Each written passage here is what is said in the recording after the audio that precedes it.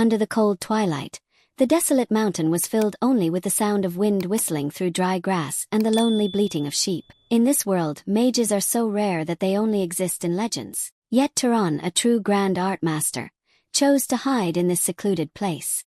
He spent his days quietly herding sheep and talking to them as his only companions. Years passed in silence, and loneliness gradually wore away all emotions, until the heart of the grand art master had almost turned as cold as the mountain he lived on. Everything began in a remote village, where a boy was innocently laughing, holding a wooden stick as a magic staff, and shouting excitedly, "I am a mage. You demonic beast, take my magic." The girl opposite immediately joined in, pretending to growl ferociously. "I am the demonic beast, I will devour you, mage." The boy raised his staff in a ready stance, then struck the girl hard on the forehead. The girl cried out in pain, scowling and shouting, "Why did you hit me for real?" But the boy felt no guilt, confidently asserting, "Demonic beasts are supposed to be defeated by mages anyway." "Then I want to be a mage too," the girl demanded, trying to snatch it. But the boy immediately objected, "No." Just as the two children were arguing fiercely, Rebus approached slowly from behind, a kind smile blooming on his wrinkled face. "My little ones are so energetic so early in the morning, aren't they?" The two children replied respectfully, "Hello, Mr. Rebus." The naive boy looked up, his eyes shining, and asked, "How can I become a mage?" He replied honestly, his voice warm with a hint of regret, "It's not as simple as just wanting to, child. Mages are the pinnacle of humanity, residing at the highest strata of our society. Nobles and knights wield mystical powers passed down from their ancestors. So it's a pity you children can't become mages," the boy's father said from behind, his voice full of helplessness. "What are you telling the children, elder?" "Is that true?" Rebus asked, surprised. "True about what?" The man explained straightforwardly. "I heard a demonic beast has appeared." Rebus nodded thoughtfully. "It is true." This made him confused. "What?" Robert quickly reassured him. "Aropa said he saw it at the village entrance last night. Its entire body was covered in deep shadow. They say it's a panther as big as a house. But don't worry, the village chief has gone to the city to invite a mage. They'll surely invite him, and the demonic beast will be eliminated." The surrounding villagers sighed in relief. "That's a relief." Then they turned to the children and warned them, "Do you hear that, kids? No going into the forest for now, alright?" Rebus picked up a dry twig and gently reminded them, "You all be careful too if you're not a mage. It's almost impossible to kill a demonic beast." The boy's father asked worriedly, "Does everyone in the village know yet?" He replied casually, "Of course." He continued to ask, "What about him?" Rebus looked bewildered. "Who are you referring to?" He pointed to Hizaran Hill, "That guy on the hill, the sheep herder named Turan." On the hilltop, sheep lay scattered under the faint sunlight. Turan lay stretched out on the ground, looking up at the gray sky. All around, there was only the monotonous bleating of sheep. He thought to himself, "This is so boring." The scenery was the same. Every day was the same as the last. He closed his eyes and sighed in annoyance. "If it continues like this, I might forget how to talk." Suddenly a familiar voice rang out, full of reproach, "You useless brat." Rebus walked over, leaning on his staff. "Look at you, the sun hasn't even set yet. You're young, yet you're already being lazy and skipping work." Turan retorted irritably, "You're blocking the sun. Move aside, old man," he shouted angrily. "You impudent brat." Then he asked helplessly, "Are you still holding a grudge about the past?" Turan pretended not to know. "What past?" "The matter after Mother's death, where you intended to secretly turn the flock of sheep into joint property." The blunt words made Rebus clear his throat awkwardly. Turan sat up abruptly, his voice cold. "Yes, if it's about that, then that's right. My heart is small. I'm not generous enough to share my mother's inheritance. We're not close enough to ask about each other's well-being. If you have something to say, say it quickly and leave." Rebus shouted angrily. "You." Turan's eyes darkened as he questioned, "What?" Rebus suppressed his emotions and reminded him, "A demonic beast has appeared." Turan calmly asked again, "A demonic beast?" Rebus gently stroked a sheep's head, his voice serious. "They say it's a panther as big as a house. Aropi discovered it and is already informing the villagers." Turan replied indifferently, "That's a big deal, isn't it?" He looked at him worriedly. "Aren't you afraid? You're the easiest target around here, you know." "I don't know what you're made of anyway. The village chief has already gone to invite a mage. Be careful." "I came here myself because I'm worried about you," Turan interrupted sarcastically. "Adults are never honest. Why don't you just say you're worried about the sheep, not me? Hit where it hurts," he yelled at the impudent brat. Turan smirked mockingly. "Listen here, old man. If you're done talking, then scram. Your breath stinks. I'm practically suffocating here." Rebus turned away, Clutching his stomach in anger, Turan watched him quietly, his eyes darkening slightly. Demonic beast. A creature possessing mystical, magical power. If humans have mages, then beasts have demonic beasts. For a demonic beast, a mage would actually come down to this remote village. Am I finally going to see a mage with my own eyes? But the mage the village elder invited from the countryside is probably not the real deal. He smiled faintly, thinking excitedly, I want to see one at least once anyway. He wondered to himself, how strong are they? Then suddenly, he smelled a familiar, pungent, fishy odor. Turan's eyes froze in alarm. It was the smell of blood. Sunset descended, painting the entire mountain red. Turan walked slowly, muttering to himself, it's clearly this way. His steps halted when he saw Rebus's corpse lying on the ground. Blood was splattered everywhere. He called out casually, Rebus, you told me to be careful, but you died first, huh? He was astonished. He never expected the smell of blood to come from old Rebus. He examined the wound. It wasn't caused by a normal wild beast. It must be a demonic beast. Suddenly Turan looked up. A colossal monster strode forward. Its blazing red eyes stared intently at him. Turan remained standing still, unfazed. Down in the village, a curious boy asked, Are demonic beasts very strong, Dad? Can even adults not defeat them? The man replied, Very strong, son. If a normal adult like your dad charged in, even his bones wouldn't remain. The boy looked bewildered. You can't win either, Dad. So what should our village do now? The man reassured him. Don't worry, the village elder has already gone to invite a mage. His Excellency the mage will defeat the demonic beast for us. The boy continued to ask worriedly. The mage won't lose, will he? The mage will teach the demonic beast a lesson, right? The man nodded confidently. Of course, they are great beings born with magical powers. With just a word they can kill and instantly defeat. Die! An invisible wave of power erupted. The leopard was flung far away, rolling several times on the hard stone ground, kicking up a cloud of dust. Nevertheless, it got up growling, its glossy black fur showing no signs of dissipation. The aura around Turan suddenly surged, an invisible pressure spreading and making the surrounding air heavy. He frowned slightly, wondering to himself, it didn't work. The leopard lunged again, its sharp claws cutting through the wind, its teeth bared with murderous intent. Turan took a deep breath and then suddenly shouted, Stop! The leopard froze mid-air, its 4 paws sliding on the ground, leaving 2 deep tracks. It stumbled back a few steps, its red eyes still glaring at him. Turan's lips curved slightly, a half-smile appearing. I knew it wouldn't be a one-hit kill, but it can't even stop it. The leopard roared furiously, its claws slamming down on a nearby boulder, shattering it into scattered fragments. It gnashed its teeth, its eyes filled with hatred and bloodlust. Turan crouched down, exhaled a long breath, telling himself if that's the case. He bent down and picked up a round, smooth stone about the size of his fist. Then he pulled out an old rope from his shirt, the same sheep's wool rope he had used for years in the village. The rope was frayed, reeking of dry grass and sweat, yet still sturdy. A shepherd must look like a shepherd. The leopard didn't wait any longer. It lunged forward like a black arrow. Turan calmly raised the stone, whispered a short incantation to harden it. Magic immediately enveloped the stone, making it harder than steel. He wrapped the rope around the stone, spun it strongly once, then swung it out. The stone flew away at incredible speed, accompanied by a piercing hiss. A sharp beam of force shot from his fingertips, merging with the flying stone, piercing through. The beam of force pierced through space like lightning, striking the leopard's chest directly. Fresh blood splattered like rain. The monster roared in pain.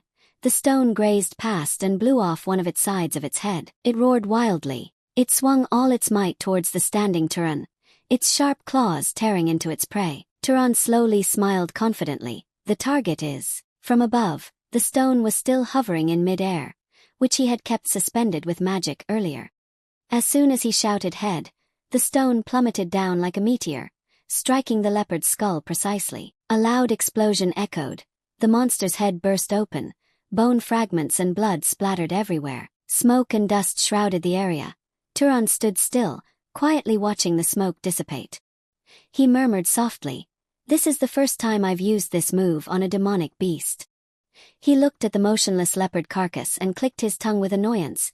Should I dump the body in some valley? Another good deed done without recognition for the villagers. Turan sighed wearily, his eyes tinged with sadness. All of this is because of those villagers. He bent down to look at the monster's corpse. Reflected in his deep black eyes was the image of a completely dead beast. I was always a mage. This special talent had become apparent 8 years ago. When I was just 10 years old, I could make anything float. Turan excitedly called out to his mother, "Mom, look, those logs are floating in the air." His mother didn't reply. He called again, "Mom," and continued to brag, "I can create fire and I can even control my legs." The memory of that afternoon was still vivid. His mother suddenly shouted angrily, "Stop it right now." It was the only time she had ever flown into such a rage with him. Turan was stunned. "Mom." She gently took the floating log and softened her voice. She sat down beside him. "Come here, sit down and talk to your mother for a bit." She asked gently, "You still want to be with me for a long time, don't you?" Turan nodded sadly, "Yes." His mother instructed, "Then promise me this. Swear that from now on you will absolutely never use this power again." She reminded him sorrowfully, "And never reveal this strength to anyone." Turan looked up and asked, "But why, Mom?" She patiently explained, "Do you still remember the stories about the nobility and knights?" He innocently replied, "Yes, I remember," and then he recounted. People generally call those who wield this power mages. Regardless of whether they are nobles or knights, however, the fundamental nature between nobles and knights is two completely different Taiji king swords. Nobles are originally descendants of the Freyans, gods who descended to save humanity in ancient times, while knights are actually descendants of those nobles, but their bloodline has been mixed with that of mortals. His mother praised, "That's right, you still remember it very well." She continued, "That's why people must distinguish between nobles and knights, even though both belong to the mage class. I will explain why you are not allowed to use this power." She revealed, "Because you inherited that ability from your father, a knight. Behind the village's protective forest are so many malicious nobles. Those nobles always look down on knights as nothing more than their slaves." Her mother looked him straight in the eye, so he had to engrave her words in his heart. Absolutely no one must know that he was a sorcerer. His mother gently asked, "Can you promise me that 8 long years have passed since then?" Turan had kept his promise. He did not want to reveal his identity as a sorcerer, nor did he have any intention of leaving this mountain to descend into the world. Suddenly there was a violent banging on the door from outside. "Turan, come out here." He slowly opened the door. A group of scowling people stared at him. After hearing all the accusations, Turan yawned tiredly. "So what you're saying is," he asked casually, "that I'm the one who murdered Rebus?" They grabbed his collar and growled, "Exactly, you are truly shameless and brazen." The man angrily scolded, "You killed old Rebus and then threw his body out as bait for the monsters, didn't you?" Turan remained silent for a moment before speaking. "I understand why you are intentionally framing me." They were stunned. "What?" Turan explained coldly. "The bravest in the village had to die alone, while the strong men, who were too cowardly, did not dare to confront the monsters like you. I clearly see why you consider this the best escape for yourselves." He smiled faintly.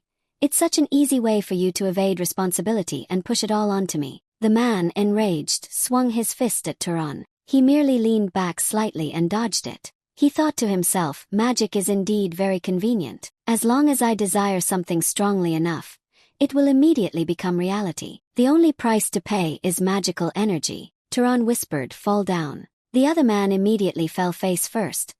He didn't need to set a fire or cause significant damage. Just a small impact, enough to look natural. Not obvious, just enough to subdue without killing. Under the brilliant red sunset that dyed the entire mountain, Turan silently performed practiced martial arts movements. Each swing of the wooden staff flew into the sky and then rained down, repeatedly for 8 long years. He had successfully hidden his identity as a sorcerer. No one in the village knew. After dealing with the troublemakers, Turan lightly brushed his hands. His voice calm but sarcastic. "You should have used that energy to prepare for Rebus's funeral instead." Then he turned to look at the women peeking from behind, his eyes cold. "Are you also here to cause trouble?" The girl hastily shook her head, her voice trembling. "No, we came here to find you." Turan was silent for a moment, then sighed in exasperation. "Take this bunch of fools down the mountain." He turned and walked into the house, throwing off his dust-covered outer garment. Turan thought to himself, the neighborhood below will surely be in chaos again. They will probably use this as an excuse to extort prices whenever I go down there to trade. That's fine, I can teach them another lesson until I get a satisfactory price. Thinking so, Turan breathed a sigh of relief. I've given them a memorable beating. They probably won't dare to come back again. Suddenly there was another rapid pounding on the door. Turan frowned in annoyance, mutterings. Are these people really crazy? He stepped out shouting angrily, "Who is it, do you really want to be?" But when he saw the tall man standing at the door, Turan paused, his voice softening. "Who are you?" He replied hesitantly, his voice deep and apologetic. "I'm truly sorry. I thought I could ask for a small favor for this journey, but it seems I've come at a rather inconvenient time." Turan looked up, assessing the stranger, and asked, "A group of customers?" He began, his voice more polite than usual. "No, I apologize, sir. It's just that some uninvited guests have just arrived and are causing a bit of trouble." Turan wondered to himself, "Mother also taught me about etiquette. But is this polite enough? I've never had a proper conversation with anyone in this remote town, so it feels really strange. And besides, a group of guests armed with weapons appearing in such a dull town." Then Turan spoke, "If you're looking for a place to rest." He sighed, and invited him inside. A simple meal was laid out. Turan said honestly, "Our family isn't well off, so I'm afraid we don't have any delicacies to offer you." Kiorn replied sincerely as he ate, "But this is already a grand feast, isn't it? Anyway, you've surprised me a bit. Have you never met any strangers from afar before?" Turan affirmed casually. "That's right, I was born and raised on this hill, living as a shepherd all my life. It's very rare for this tiny town to have tourists visit." While drinking water, Kiorn's gaze froze. Turan also raised his glass and drained it. Suddenly Kiorn exclaimed, "How interesting." Turan turned around in confusion. "Huh?" He bowed his head and explained slowly, "For someone who grew up here as a shepherd, you are incredibly knowledgeable about polite behavior. Your parents must have raised you very strictly." Turan answered honestly, "I learned those things from my mother, but she passed away a few years ago due to a serious illness." Kiorn exclaimed joyfully, "She raised a son to be proud of like you therefore. I am sure she is now resting with the gods in the palace in heaven." "I want to thank you sincerely once again," Turan replied casually. "I am just living according to what my mother taught me." Then he asked curiously, "But what brought you to this remote countryside?" Kiorn replied with a smile, "I was just entrusted to handle some business." Turan asked in surprise, "A little business?" Then he explained, "They are looking for someone who can defeat that Black Panther monster." "I am a wizard." Hearing this, Turan's face froze. He spoke softly, "So you must be the wizard our old village chief mentioned." He admitted casually, "That's me." "So, may I ask you a question now?" Turan responded quickly, "Please do." Kiorn inquired, "I can clearly sense the presence of a monster in this area, yet I don't see any ferocious creatures around. What's even stranger is that you clearly know about the village chief's matter and the monster, yet you are strangely calm, with no intention of running away or hiding. If that monster targets humans, it could very well be you. Aren't you afraid at all? You seem frighteningly brave for a shepherd who has never left this town." "Who are you really?" A reply was uttered, "A wizard." Returning to the past, Turan naively asked his mother, "Why can't I let people know I'm a wizard, Mom?" She replied worriedly, "It's because of those wicked nobles out there." He still asked curiously, "Wicked nobles?" His mother explained sadly, "If nobles were just shepherds like us, then those knights would be no different from the dogs that nobles keep in their homes. They might treat you with the same love as family, but they are ready to sell you off or turn you into a sacrifice whenever they deem it necessary. I never want my child to live a life like that." "Turan, you want to be with me, right?" Turan replied naively, "Yes." Then she instructed, "So remember this.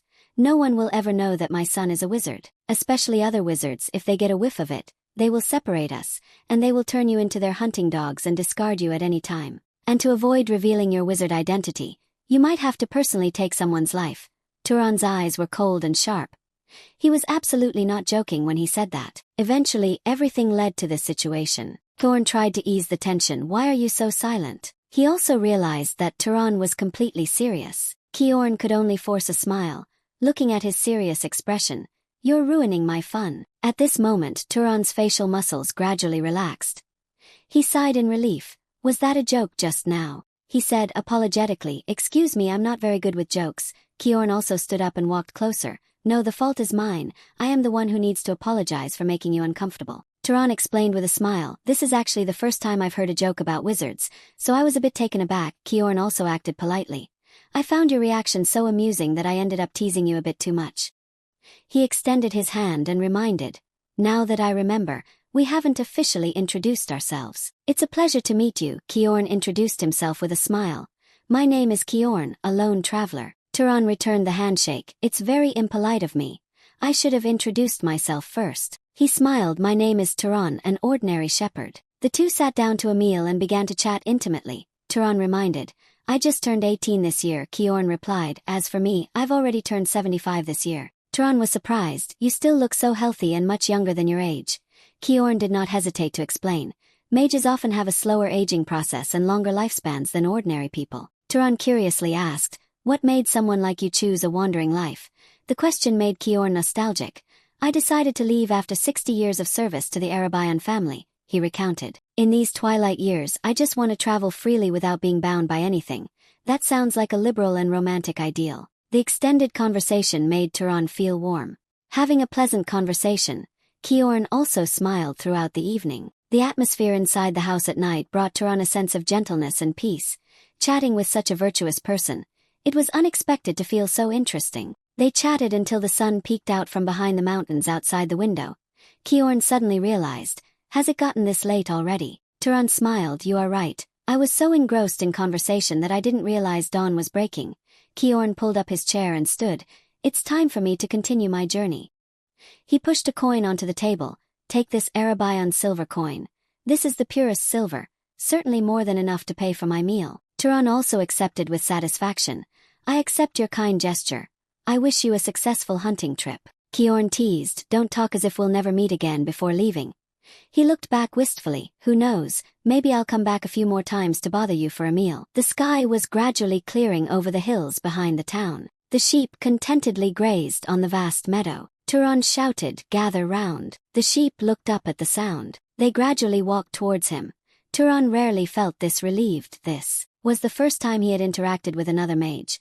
But more importantly, how long had it been since he had such a comfortable conversation? He happily stroked a sheep's head. A calm demeanor and natural humor always emanated from his words. He was warmer than any adult he had ever met. On the very next evening, Kiorn appeared at Turan's door with a wolf he had hunted on his shoulder. I'm back, Turan exclaimed. He is truly a respectable person. He completely changed his mind. Before, he used to think knights were just soulless machines, always controlled like tools by arrogant nobles. Turan returned to town with a different kind of anxiety. How will I report this to the village chief now? On a forest trail, Kiorn was also walking slowly. The land of Hizarin is now free of monsters. He observed silently, looking around. It's true. The fallen trees reminded Kiorn of something. Traces of a battle were still there, but there was no sign of the monster anymore. He stopped in front of a large tree, where the trunk was cracked from a lodged stone. Could the monster have been destroyed? Kiorn stared at it thoughtfully. Who could have been capable of hunting it? Or did the village chief secretly hire another mage besides me? He sighed softly, but in any case, it's a relief. As long as the monster is eliminated and everyone is safe, that's good. A gut feeling made Kiorn's eyes snap open. Suddenly on high alert, he quickly whipped his head around. The giant monster panther's foot slowly approached, accompanied by a foul, dark aura. Its head had completely deformed into an ugly, grotesque shape. However, the pressure of this monster panther's strength radiated great danger. Kiorn was briefly stunned. Wait, is this a monster wraith? He retreated in fear. Who would act so irresponsibly? The monster panther quickly raised its paw to attack Kiorn. Its claw marks made the ground shake violently, but Kiorn luckily jumped to evade. He regained his composure and analyzed the situation. If a monster's corpse is not absorbed or cleansed of its magic after death, it will mutate into a resentful wraith like this. A mage who specializes in hunting monsters would never make such a basic mistake. The monster panther was still frantically attacking Kiorn. He was utterly perplexed. It's clear that whoever defeated this monster must have been a mage. But why did they let it become a wraith? Does he really not know the consequences of leaving behind such a source of magic? No, even the most inexperienced rookie should know this fundamental thing. Otherwise they wouldn't have been able to confront it in the first place. Kiorn's hand conjured a golden magic orb. Or does he have some other ulterior motive? Whatever the case, I must destroy it immediately. His magic transformed into a powerful extending light. Kiorn directed it to attack the monster panther, but it seemed this ultimate move couldn't inflict any damage on it. Kiorn was astonished by the panther monster's strength. Were his magic spells completely ineffective? This meant the monster's magical power was far beyond his control. He suddenly became panicked when he saw only a pool of black water before his eyes. Where had it gone? Kiorn pondered with difficulty. Was it planning to counter magic with magic? Where was it? From the shadow behind him, a boiling stream of water emerged. The panther monster appeared behind Kiorn and roared ferociously. It clawed a swipe that Kiorn couldn't dodge in time. His arm was severely injured, bleeding profusely. This was not an opponent that an ordinary knight could contend with, at least. It would require someone of a low-ranking noble's caliber to have a chance of winning. Kiorn was sent flying backward, seeming to be growing exhausted, his breathing heavy. It was truly unexpected for such a high-level undead to appear in this remote mountain village. Indeed, life is full of surprises. Kiorn gradually gave up in the face of the panther monster's terrifying power. It seemed his fate could only go this far. He lowered his head, his dark eyes filled with despair. Kiorn gritted his teeth. "But I won't die so easily. Even if I have to lose my life, I will drag you down to the grave with me." His hand gathered immense magical power. "I will pour all my remaining magic into my palm. I just need to launch a direct attack as soon as it charges." The panther monster simultaneously lunged forward like a black whirlwind, its sharp claws whistling through the wind. Kiorn channeled all his remaining magical power into his palm, his face stern with determination. He leaped forward, his entire body erupting in brilliant golden light, preparing to unleash the final blow in a life-or-death gamble. At that exact moment, as the monster's claws were about to touch him, a colossal surge of magical power struck from another direction like lightning. It sent the undead creature flying far away, causing the very ground to shake. Debris of stones and dust rained down. Kiorn stood stunned amidst the thick cloud of smoke and dust. The panther monster lay motionless on the ground, its body contorted, with no signs of movement. From within the dust, a calm voice echoed, "Are you all right?" Kiorn turned his head, a tired yet astonished smile playing on his lips. Even a shepherd's joke can be startling. Turan walked over slowly, his expression as indifferent as if nothing had happened. Kiorn looked at him, his voice trembling slightly with emotion. "So you're actually a mage?" Turan nodded lightly. "Yes, that's right," Kiorn involuntarily asked, his voice full of curiosity. "Why did you hide it from me before?" Turan remained silent for a moment without answering immediately. Kiorn sighed and changed his question. "Perhaps I should ask this instead. Why did you save me just now? You were perfectly capable of leaving without interfering." Turan's lips moved slightly, his gaze drifting into the distance. He recalled a late night in the small house, the hunting wolf lying motionless on the floor, the pungent smell of blood spreading. He tilted his head, his voice as light as a breeze. "Why go to all this trouble?" Kiorn frowned, not understanding. "What do you mean?" Turan explained, his voice calm but profound. "I'm not sure what the village chief promised you, but I believe that with your abilities, you could easily earn more money in a leisurely manner." Kiorn burst into loud laughter, the sound echoing through the mountains. "They are truly pitiful people." Turan bowed his head in thought. What is so pitiful about them? Kiorn leaned back comfortably, his voice deepening. "They live on this frontier, always trembling in fear without even the slightest protection." Turan interrupted, his voice slightly sharp. "That's not your responsibility or fault, is it?" Kiorn shook his head, his gaze distant. "The calling of a mage is to inherit the power of the gods, therefore, we should live with pride in protecting the common people." He closed his eyes and sighed. "Perhaps not all mages share the same ideals as me. Everyone has their own thoughts and paths." Turan chuckled softly, his voice calm. "Doesn't everyone have the right to choose their own way of life?" Suddenly, the panther monster recovered its strength and lunged at the two of them with terrifying speed. Kiorn quickly regained his composure, his voice urgent. "Listen to me. This is not something we can confront," he said firmly. "It's a type of monster you can't defeat unless you're a noble. Quickly report to the village chief and help everyone evacuate immediately." The panther monster had transformed, its terrifying green eyes flashing, its slimy body exuding menace. Kiorn stood up to confront it. "I will stay here to hold it off," he thought worriedly. "Even though I'm putting on a brave front, I don't know how long I can hold on." Turan interrupted involuntarily, his voice calm. "There will be no problem." He controlled a roadside stone to float. "I believe that if the attack earlier had hit its target, everything would have been fine." Kiorn was stunned. "What are you muttering about?" Turan's composure made him silently realize. Could it be that he meant the previous attack was not his full strength, a young knight living in seclusion on the mountain who could hunt a spirit that required the power of a noble? The seasoned knight Kiorn mused like this. What he was witnessing was not simply a chance encounter in the countryside. Countless small stones around floated under Turan's magic. It was not the impulsive act of a young knight wanting to escape the noble class. They exploded simultaneously, causing the magic around him to become significantly abundant. The scene unfolding before his eyes, Kiorn smiled secretly.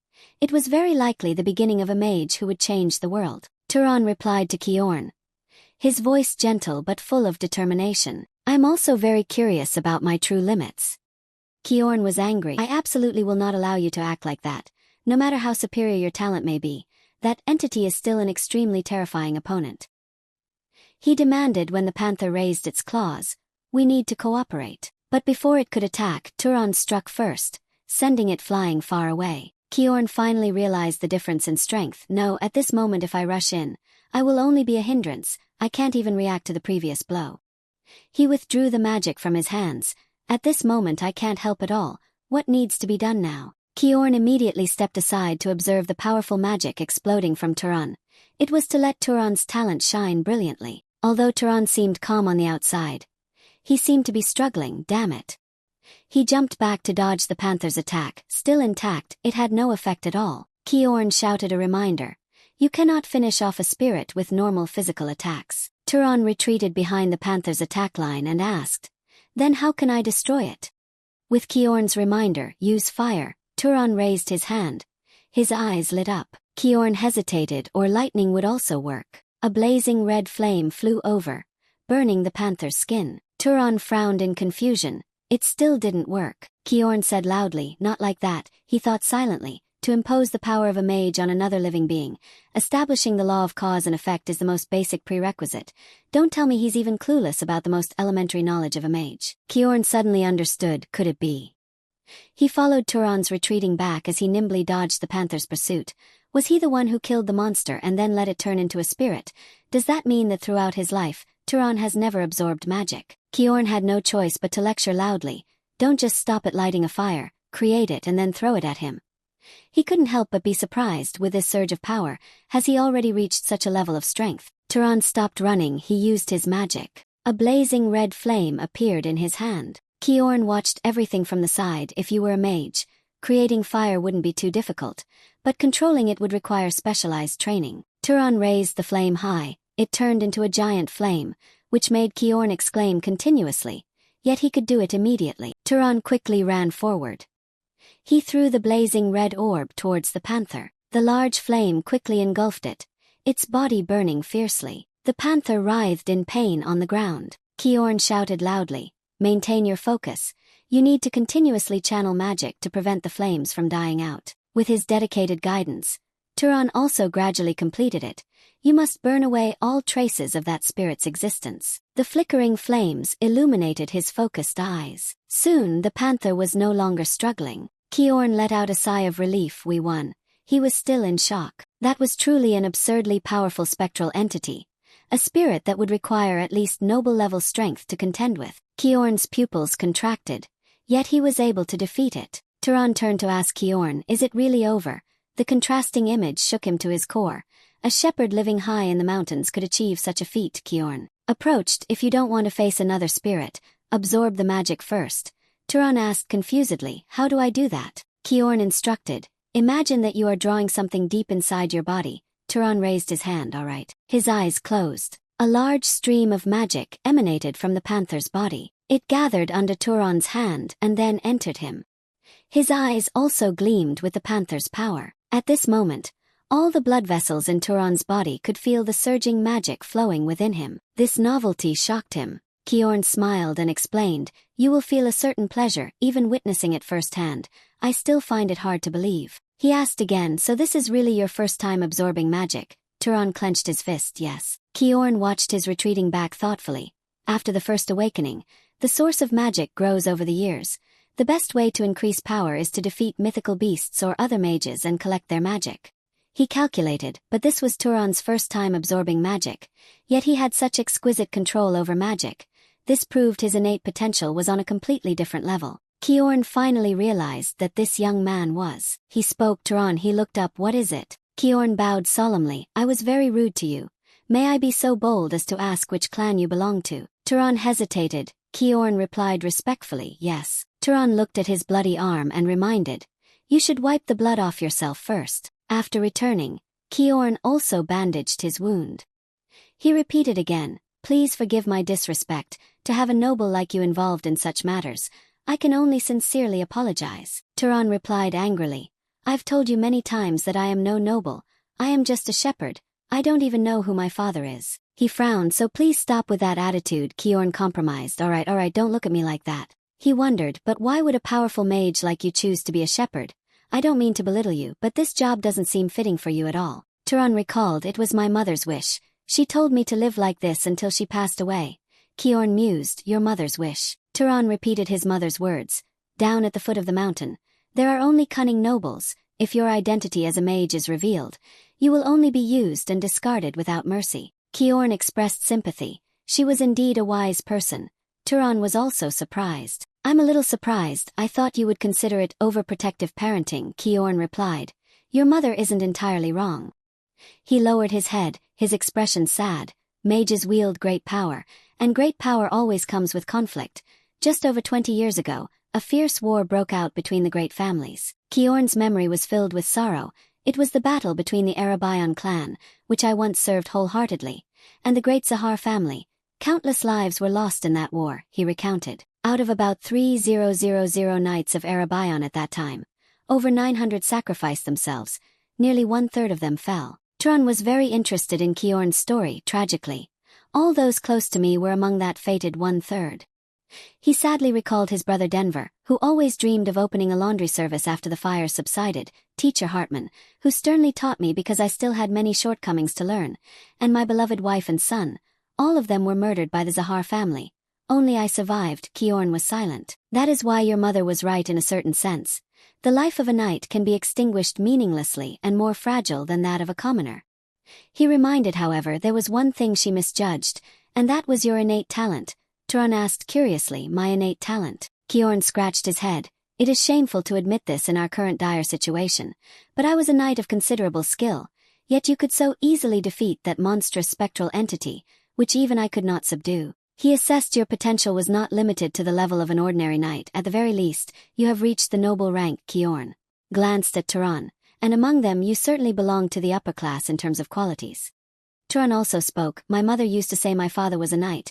Was that just a lie? Kiorn explained patiently. In some rare cases, a child with less talent than a knight could be born into a noble family, or vice versa, a child with noble talent could be born into a knight's family. He considered it from that perspective. I think it would be best for you to leave this hill and venture out to explore the vast world outside. Turan was surprised. Why is that? Kiorn replied benevolently.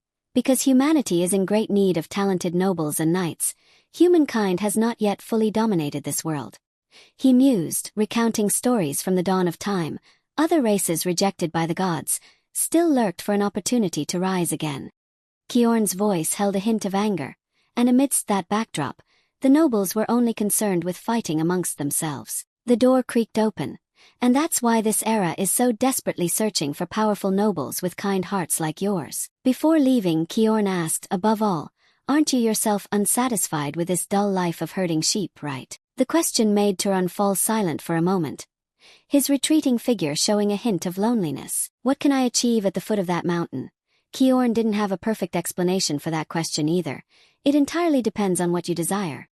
He smiled kindly, his warm voice echoing in the quiet space of the wooden house. Money, fame, power, family, or true friendships. Are any of these things easily found in this place? He paused briefly and continued, his voice full of suggestion. Try to think about it. You could absolutely live like me, acting righteously, eliminating the monsters that threaten the common folk. Or become an adventurer who sets foot in lands where no one has ever tread, even be adopted by a great family, and then, step by step, contend for power on a turbulent path. Isn't that more interesting? Turan hurried to follow him to the door, listening intently to every word. He stood facing him, his voice deepening but his eyes sparkling. Hearing you say that, it truly makes sense. He gave a wry smile, revealing a hint of genuine emotion for the first time. For so many years, I've only known how to wander around with my sheep. Now, I suddenly find the outside world so intriguing. Kiorn's encouragement seemed to touch the deepest part of his heart. Nevertheless, Kiorn still showed a hint of anxiety, however. I fear I might be painting unrealistic dreams for you. Whichever path you choose, I will still support you. Suddenly he seemed to remember something, his voice becoming serious. Ah, right, what exactly is your bloodline ability? Turan was startled, his voice hesitant. What is a bloodline ability? Kiorn bowed his head apologetically. I'm sorry. I forgot you know almost nothing about magic. He explained slowly, bloodline abilities are characteristics passed down from ancestors, mainly appearing in noble lineages. Having one or not is the distinction between nobles and ordinary knights. Kiorn raised his hand, a small flame dancing on his palm as an example. Do you have any spells that you find particularly easy, almost natural to execute, or any innate abilities that don't rely on magic? Turan clenched his fist, thinking, could it be because I'm stronger than ordinary people? Kiorn shook his head, as long as one has mana, their physique is already strengthened, that's not considered a special bloodline. Turan thought again, I have a very sensitive sense of smell and I'm quite good at throwing rocks, almost never missing. Kiorn rubbed his chin in thought. A super-sensitive sense of smell can be considered a type of bloodline, and the absolute accuracy when using throwing weapons, that's a rather common trait of the Arabian family, though not exclusive. He asked with interest, keep going, anything else? After a while of discussion, Kiorn suddenly became serious. I understand. Turan was worried. What's wrong? Why are you suddenly so serious? Kiorn's voice deepened. I think I've figured out which family your bloodline is most similar to. Turan tilted his head. Which family is it? Kiorn bowed his head. His voice filled with a mixture of reverence and complexity. A renowned great family, known by the nicknames of the Concealers or Grandmaster Hunters. It is the Zahar family, those who suffered heavy losses from the war, and also the direct rivals of the Arabian family in the past. Turan was stunned, cold sweat trickling down his spine. He muttered to himself, the Zahar family. He secretly glanced at Kiorn, who was lost in thought beside him. His heart in turmoil. Am I standing before someone who was hurt by that very bloodline? What should I say? Apologize, but those are things involving people I've never met. Kiorn suddenly spoke, Turan Sr. Before he could say anything, Kiorn gently patted his shoulder. Don't worry so much. You yourself didn't participate in that war. Despite that, Turan still felt uncomfortable. Kiorn smiled with relief and advised, those are the grievances of the previous generation.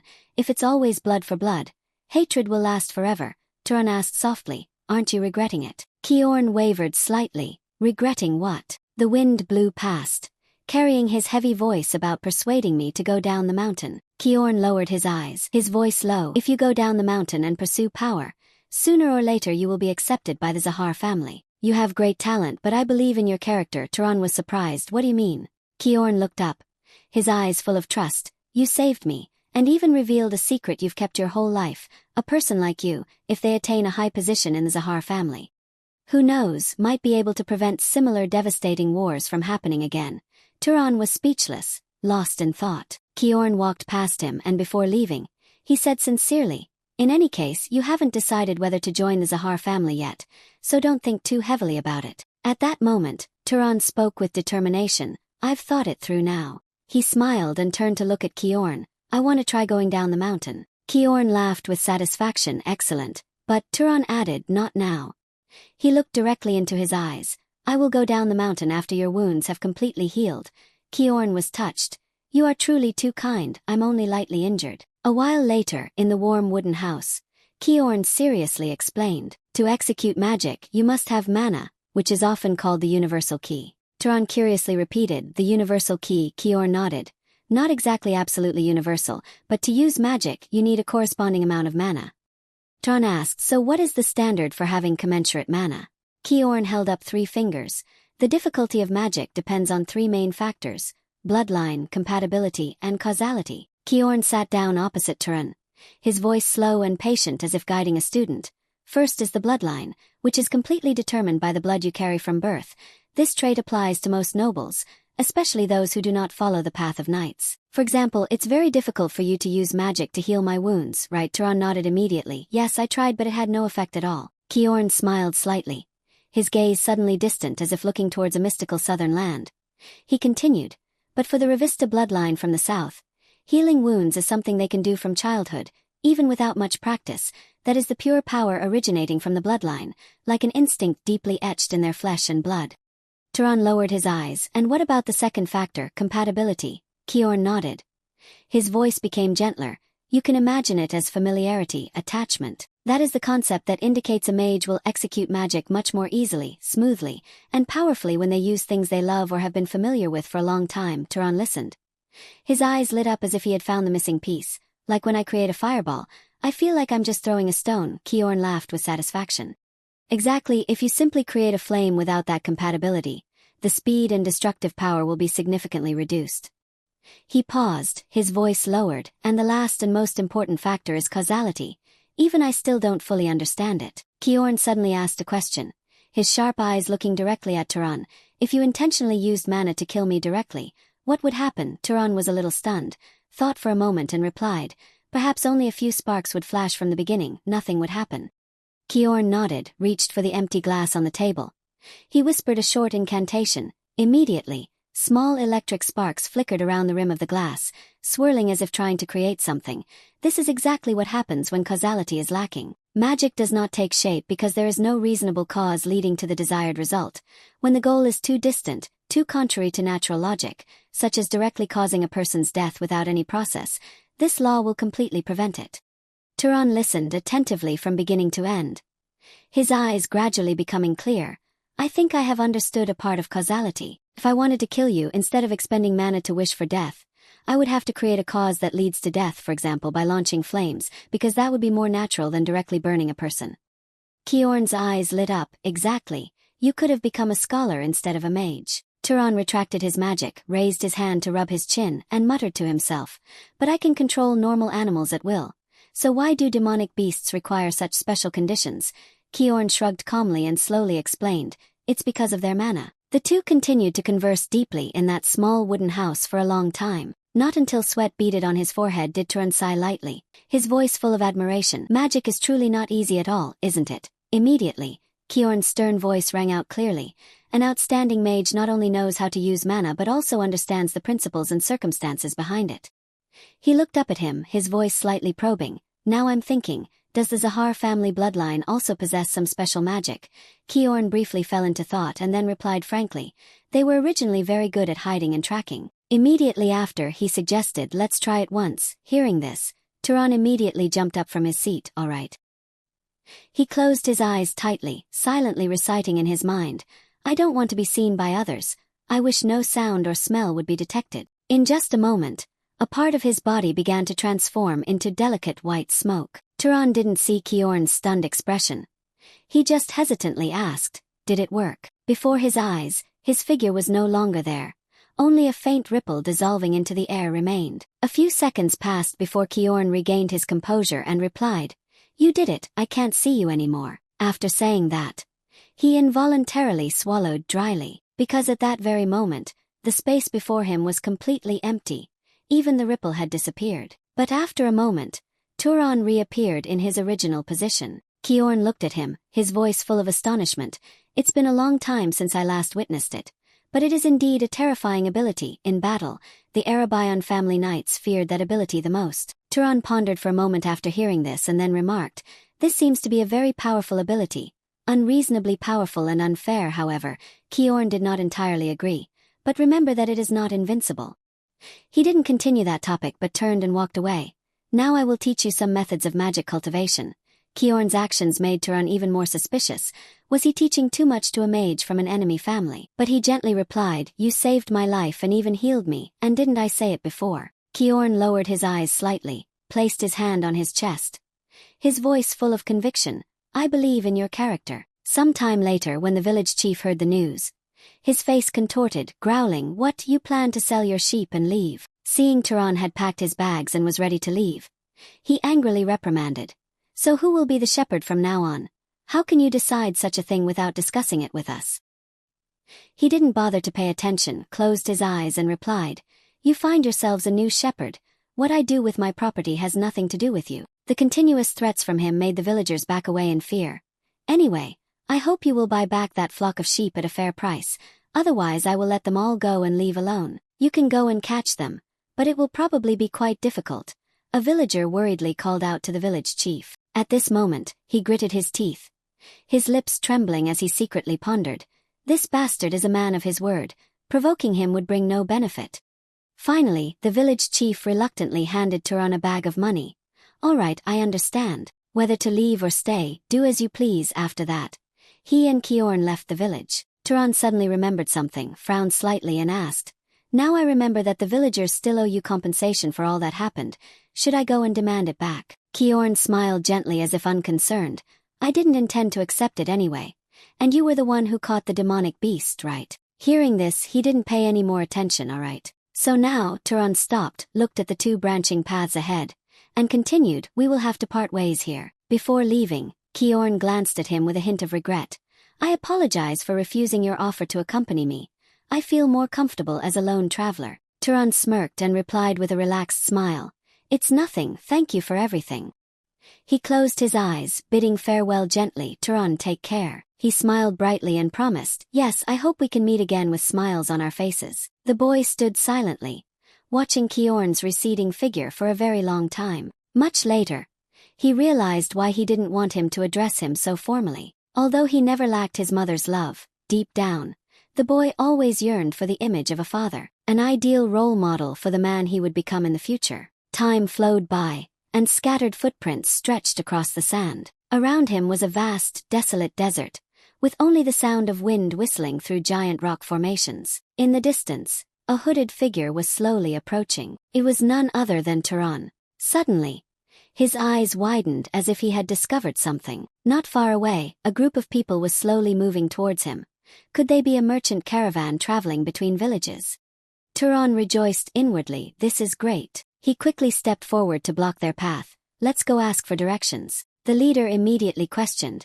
Who are you to dare block our path? Turan honestly explained and asked, I'm traveling alone.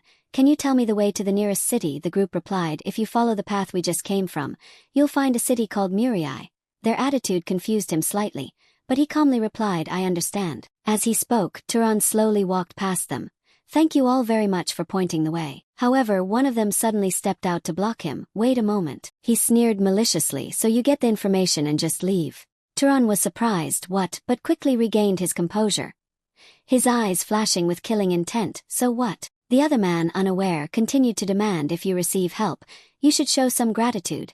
Not even finishing his sentence, the surrounding men simultaneously drew their swords and surrounded Turan. First, put down that bulging bag of yours. He glanced around and immediately understood, bandits, the man just now arrogantly replied, so what if we are bandits?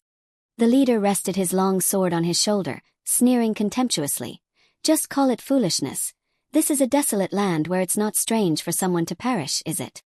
He pointed the tip of his sword at Turan's throat, threateningly. Take off your bag and your cloak, we're being kind to you right now. If we kill you, your clothes will be covered in blood, and it will take a lot more effort. But contrary to his expectations, Turan calmly replied, I understand. Could these bandits really be so ruthless as to kill without hesitation? At the same moment, Kiorn's previous teachings clearly surfaced in his mind, especially when he grasped the third element, the law of cause and effect, and what he had conveyed afterward. Turan's lips curved slightly.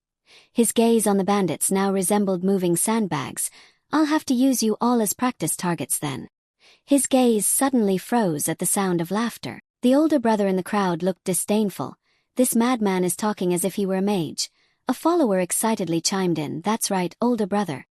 His fair fingers flicked, and a powerful gust of wind erupted. Turan swung his arms back, creating a gale that swept them all off their feet. His hood fell, revealing his cold eyes. Therefore, instead of just creating wind from the air, shaping it with your hands and amplifying it consumes much less mana. Turan seriously pondered, I didn't know I could generate such a strong wind with so little mana. As the others were struggling to get up, what in the world is happening? He calmly opened the lid of his water flask. The water droplets immediately turned into sharp projectiles. Following his intention, they all charged in one direction. A bandit's eyes widened in horror, as the water daggers shot into him, pushing him back. Turan opened his palm, preparing for the next move. This should be more useful as magic when there's a lot of water around, honestly. Throwing those pebbles with my hands feels faster and stronger. The bandit leader begged in panic. We didn't know you were such a powerful mage. Please, show mercy and forgive us this once. While he spoke to distract, the remaining bandits behind rushed forward in unison. We'll hand over anything you desire, so please be generous and spare our lives. Turan decisively raised one leg to a moderate height. He stomped hard on the sand, and immediately, a violent gust of sand erupted behind him, transforming into stone pillars that pierced through the bandits' bodies. The bandit leader's face turned ashen as he witnessed the scene. Impossible. Turan looked down with a terrifying silent expression. Are they all dead now? His voice slowly rose. Let me ask you something, the man huddled in fear in that spot replied respectfully.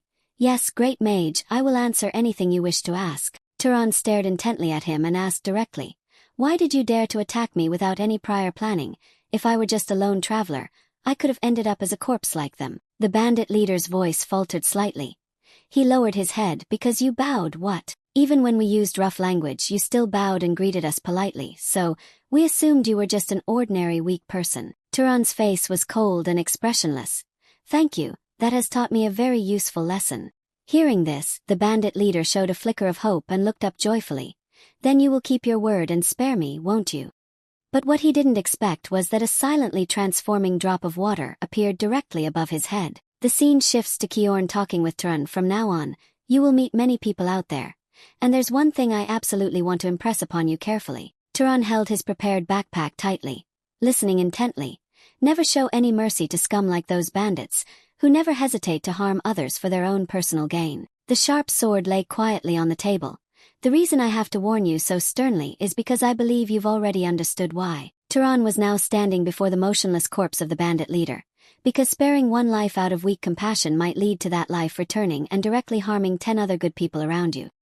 His face was nonchalant as he muttered, I've lingered here long enough. Turan carefully walked on the sand again, following the tracks of the wheels along the path the merchants in his past life had dragged their carriage through, the heavy wheel marks clearly etched on the sand. He walked alone, following the tracks. A thought seemed to be deeply etched into Turan's mind. His lips were tightly pursed. He kept walking forward without looking back. I have killed someone. The bandit leader's terrified expression suddenly flashed back in his mind. He felt guilty, but he truly couldn't just let them go easily. The warning Kiorn had imparted appeared vividly in his mind once again, and he recalled the moment the bandits behind deliberately ambushed him. Those who, without hesitation, were ready to cruelly rob and kill for their own benefit. They would surely target other villagers whenever they pleased. Suddenly, his boots stopped before a line. The wheel tracks in the desert gradually faded as patches of grass grew to cover them. Turan's chaotic heart had now calmed down as he remembered Kiorn's teachings. He stopped walking, looked up at the clear blue sky, and then continued his journey into a completely new and different world. His gaze continuously observed, and then he exclaimed, so this is the place, Muriai small town. Turan, with his backpack on his back, slowly entered the place with curiosity. This was the first time in his life he had seen so many people gathered together. A towering and sturdy building appeared here. Even the architectural lines were completely and distinctly different from his small village before. Turan walked through the town, constantly observing but saying nothing now.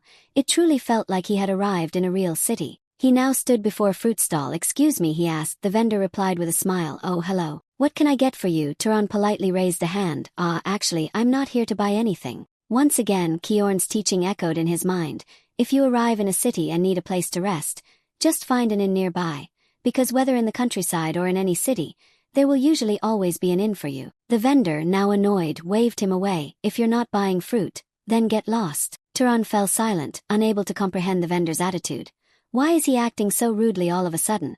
Is there some unwritten rule in cities like these that you have to buy fruit first before you can ask questions? Thinking so, Turan pointed at a red fruit. How much is this? The vendor replied curtly, 2 ducats. Turan calmly counted some coins in his palm, 2 ducats. The vendor was still rude. Looking at you, you're clearly a foreigner, so you probably don't know what that is. You can pay with other denominations. Turan reached out to place a coin into the vendor's hand. Where can I find an inn? The vendor easily gave detailed directions. Go straight down the road behind that robe shop and turn left. You'll definitely see a building with a blue roof. There's a wooden sign hanging outside with 3 words on it.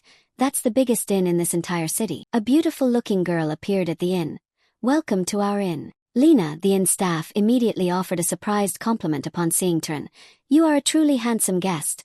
He smiled with relief. How much for one night, miss? Lena, with a very cheerful expression, quoted the price as she welcomed him. 16 ducats. Upon hearing this, he replied, I'll take it. Turan handed a small bag of money to her. More importantly, there's something I really want to ask right now. Lena gently welcomed him. What is it you wish to ask? Without beating around the bush, Turan directly asked his question.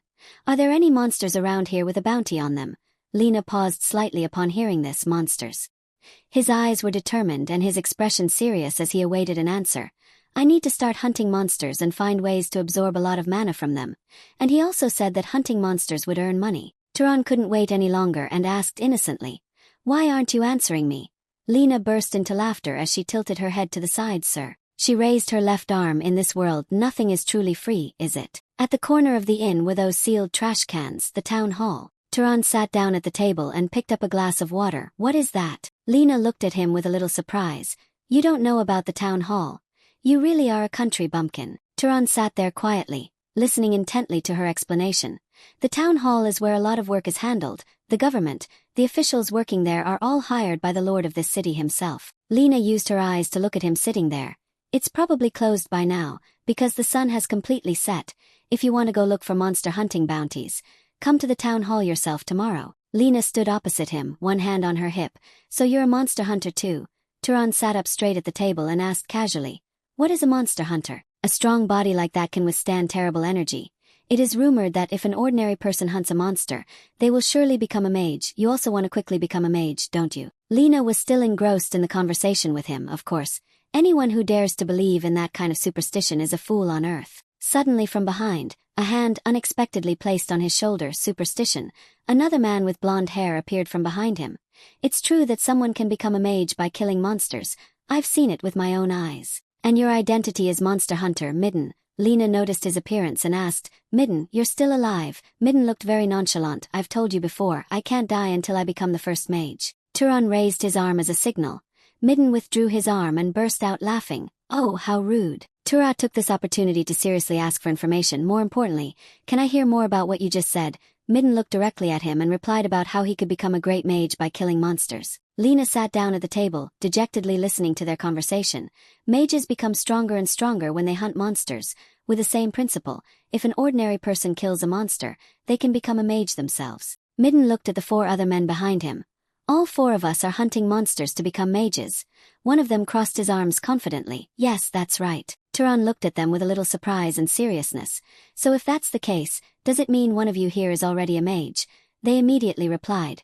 No way in this city. There is only the Lord's mage and 3 others under him. Midden spoke casually and laughed normally. But didn't you say you've hunted monsters before with that equipment? It's too flimsy. Don't you have any weapons? Turan took out an item and showed it to them. I do. Midden immediately recognized it as a slingshot. Just look at the wear and tear on it to understand that you've definitely used it many times. Turan seemed very serious in the conversation, tense. It's true, it's very suitable for shooting something the size of an egg very quickly. Midden stroked his chin, looking intently at the slingshot. With your weapon, you can easily hunt monsters like rabbits or foxes. Turan seemed a little startled and looked at him. Actually, we just said we are looking for another ranged shooter. Are you interested in hunting with our group? His mouth opened slightly. At that moment Turan replied perfunctorily no, but thank you for the invitation. At night when he was lying on the bed, there was really no valid reason for him to go hunting with them. His face looked a bit haggard and extremely tired. Today has truly been a chaotic day. The backpack he carried was neatly placed next to the bed. I still can't quite believe that I definitively left that village. Turan raised his palm in the air, playing with a bit of magic. What will happen next from now on? His ear suddenly twitched as he caught a sound. Turan reflexively sat up and looked towards the door. Someone. He remembered walking on the barren road with Kiorn. Even in an inn like this, shouldn't I let my guard down, he said, putting his hand in his pocket, and affirmed that's right. Kiorn looked at him with a gentle smile. A city doesn't automatically guarantee safety. Hearing that, he replied, I understand. He continued to caution Turan, so never let your guard down. He listened obediently, understood. Turan was approaching the door, while one hand was already casting magic. The room door opened slightly for him to see. His eyes did not change. Lena appeared right at the door with a smile. Lena, she said gently, are you asleep yet? Then she added a little about her purpose. I find this room quite cold, so I want to warm it up for you. Turan was a little surprised. What? Lena put on a seductive expression and touched the bow on her chest. What do you mean? She still stood shyly and hesitantly at the door. It means exactly what it says. Turan stood with his legs apart, still not understanding what literally meant. Lena started to approach him aggressively. It's just that if you pay a little money, I'll do anything you want. Turan was still lucid and said decisively, what if I don't want anything? She deliberately pressed closer with her alluring body and teased. Don't lie, I can tell just by looking at your face. Unexpectedly, Turan closed his eyes tightly, looking compassionate like the face of Buddha. Lena was so surprised she couldn't speak, just stared with wide eyes. Kiorn's extremely stern and angry face appeared in his mind. No, Turan stood still, looking at his face, not understanding. You must always be careful with inmaids and prostitutes because most of them have venereal diseases. He looked very serious, listening to his instructions. We have good immunity, so it's fine. But if you accidentally, when having relations with other women, you might transmit the disease to them. Don't let lust drive you to do something you'll regret later. Lena's face was red with anger, and she stomped down the stairs. This city isn't easy, from that fruit incident earlier to Lena. Turan turned back and lay on his side on the bed. Even for a little information or a small chat, you have to pay. The city is indeed quite cold. His eyes turned towards the source of the sound. Hey, I have something I want to ask. A subordinate following Midden wondered. Why did you want to invite that guy to join us earlier? He doesn't seem very useful. Turan smiled faintly, though his expression looked very sad. Yes, that's right. His voice was also rude, like bait for a beast. But suddenly his eyes widened in shock when he heard Midden's voice, looking at him. He remembered his youth, seeing him hunt with such a weapon. He was truly worried. Midden kept walking and smiling kindly. Well, with him by his side, perhaps he could live a little longer. His subordinates could only accept it. After all, their older brother was inherently too kind. Because of that, Turan let a satisfied smile spread across his lips. Well, Turan clasped his hands behind his head and looked up at the ceiling. The city wasn't as cold as he thought, was it? The scene shifts to the next day. As sunlight streamed down on the city hall, a man at the reception desk was flipping through a document. Hello, what can I do for you? Turan politely and carefully approached and asked. Are you an official here? The receptionist immediately replied. Do I look like one to you? He didn't beat around the bush and got straight to the point. I've come to hunt beasts. The receptionist tilted his head in surprise. Beasts. Kiorn's gentle words reappeared in his mind. Life won't be kind to you. At that moment, he had asked why. He was sitting on a rock, stroking the wool of some sheep, because, on the contrary, there's no reason for anyone to be kind to you if you want others to treat you well. It's simple. Turan raised his eyebrows and looked up, waiting for his next words. Reveal that you are a mage, and ordinary people will bow before you. The man at the reception desk handed Turan a piece of paper. As soon as he took it in his hand, he was instructed not to take it outside. Look at it, then return it here. Turan looked at the crudely drawn image of a black crow on the paper. Is this the monster I need to hunt? The man replied. What did you think it was, a cat? The man at the reception desk continued to flip through other documents. Though it's unlikely, if you defeat the monster, bring it into the city, because if a mage doesn't reclaim the magic, it will turn into an undead. He kept reminding him carefully, if you defeat the monster and leave it behind according to city law, you'll be severely punished, even death. Turan intently looked and listened. I understand. Ferocious monsters with deformed bodies flashed in his mind. I know what happens if monsters turn into undead. I must not repeat the same mistake again. Turan deliberately asked, don't knights hunt monsters? He didn't even look at him and continued writing. Do you think those people have nothing better to do? He pushed the paper with information about the crow across the table. The role of knights is to maintain security within the city. Turan wanted to clarify. Do I have to hunt monsters outside the city? After receiving the answer, Turan turned to leave. That's a job for people like you from the Jianghu. When the receptionist looked up from his pen, he realized, he's gone, is he? Soon there'll be another corpse outside the city. A blank white eye, devoid of a pupil, within pitch-black feathers. A black crow was dying, having just taken a deep blow to its chest. The people at City Hall who saw it all turned pale. Impossible. The receptionist and two others looked intently at the brought-in crow. You brought it back this quickly. Turan stood still beside him, listening as he asked, did you catch it alone? He showed no particular expression and replied softly, yes. Turan immediately asked directly for what he wanted. Where do I collect the reward? A seemingly plump man hurried towards a desk. Of course you must. They handed him a small bag of money. You must have worked hard, go get some rest. He took it and replied, thank you. After he left, the three of them stood around the crow, discussing. Truly amazing, the wings are still intact. Is it really possible to bring back a crow in this condition? The receptionist's gaze flickered as if drawn by something. He still saw Turan's presence there. Oh, you haven't left yet? Turan casually asked. Are there any other monsters worth hunting? He broke out in a sweat from surprise. What? He stood in the sunlight, unharmed and very comfortable. Could he really continue hunting? A table laden with delicious dishes was laid out. This is the most expensive dish on our menu. Lena let out a sigh after placing a pile of delicious dishes on the table. I can't believe you hunted 30 monsters in 3 days. Turan felt it was quite normal. It's nothing. Turan calmly savored the food. You must have earned a lot of money, right? Turan opened his eyes and stated seriously. Not entirely for the money. More precisely, the goal is mana from monsters. Thanks to that, I've certainly become much stronger. Turan gazed intently at his palm. His mana had increased several times compared to when he met Kiorn.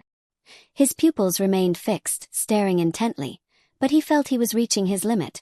Relying on the magic of weak monsters might not make him much stronger. Turan suddenly spoke up unexpectedly. Hey Lena. Lena startled and immediately replied yes. He suddenly asked a question with a casual expression. Did someone steal and eat this? Lena, standing right next to him, was certain he had eaten it all himself. She tilted her head and praised him, surprised. You look so thin, but you sure eat a lot. The inn's cook wiped sweat from his brow. It's been so long since we served a meal like this, and you enjoyed it. I'm so happy. Turan stood up from his chair, nodding in praise of the food. It was truly delicious. The cook cheerfully promised, I'll cook even better next time. Suddenly, a hand reached out and grabbed the hood of his cloak. Another arrogant one, coming from behind, eating alone. Turan was initially silent and didn't even look back. Skinny guy, you've earned some money lately, haven't you? As soon as the man's words were finished, he received a direct punch to the face, sharing a bit with his companions. He was hit and stumbled back. The bastard, one of his allies outside, cursed, You damn scoundrel. Turan tilted his head slightly. I wanted to share a bit. That arrogant guy got angry and threw punches wildly. Just you wait. Turan stood still and blocked his punch with his elbow. As the man fell, another one rushed from behind with a chair. He simply used his bare hands to knock the chair aside. As the man's eyes darted upwards, he saw his hand in position to flick his forehead. As he delivered the blow, he made the man flip backward. Lena Na, seeing everything from the outside, gritted her teeth and stopped. She angrily closed her eyes and yelled, Don't fight in my shop. A moment later Midden appeared. He bowed respectfully. Sorry, truly sorry. Turan stood silently before Midden's bow, his gaze briefly lowered, but quickly returned to its usual calm. I've already punished both of them. I absolutely won't let this happen again, okay? He maintained his bowing posture, his voice deep and sincere. We've been having a hard time lately, that's why it came to this. You probably just got jealous seeing him do well. Midden signaled the two men, his voice stern but not harsh. Apologize quickly. The two men bowed deeply, their voices trembling. Sorry. Turan looked at him seriously. Are you guys struggling a lot? Midden avoided his gaze slightly, looking away, his voice slightly choked. We'll be out of money to pay for the room in about 3 days. But that's our problem. Turan was silent for a moment, then quietly placed a bag of money in front of him. Here, take it. Midden looked up in surprise. Why? Turan's voice remained even. This is a thank you for your kindness the other day when you worried and invited me to come along. Midden was so surprised his eyes widened, his voice slightly faltering. This guy, how did you know? Turan interrupted, his voice more stern than usual. It's not for free, share some information with me. Midden laughed heartily and pointed to his chest, his voice full of confidence. Humph, I'm very confident about information. I'll tell you everything I know. Peace returned. The city gradually became. Turan stood alone on a high mound, the wind blowing through his long hair, carrying the slight chill of the afternoon. This was probably his last hunt in this city. He observed his surroundings, his gaze distant. Midden had given him information about the next city, and it was almost time to leave. That night in the inn, the two sat opposite each other and talked for a long time. The information he received was even more useful than expected. And no matter how many times he looked back, Midden was still a truly good person in Turan's memory.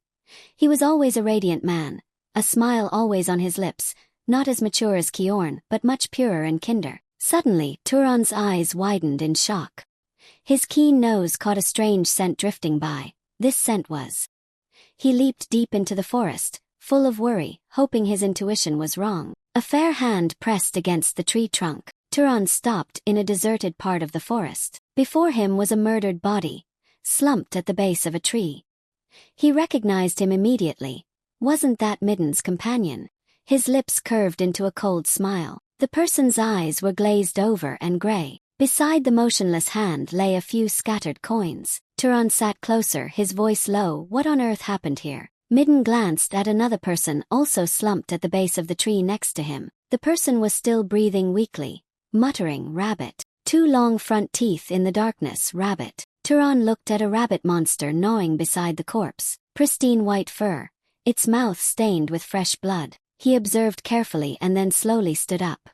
Its eyes were bloodshot, It leaped forward and bit off a chunk of the tree trunk. Turan gritted his teeth in surprise. So fast. Two sharp, pointed ears stood erect.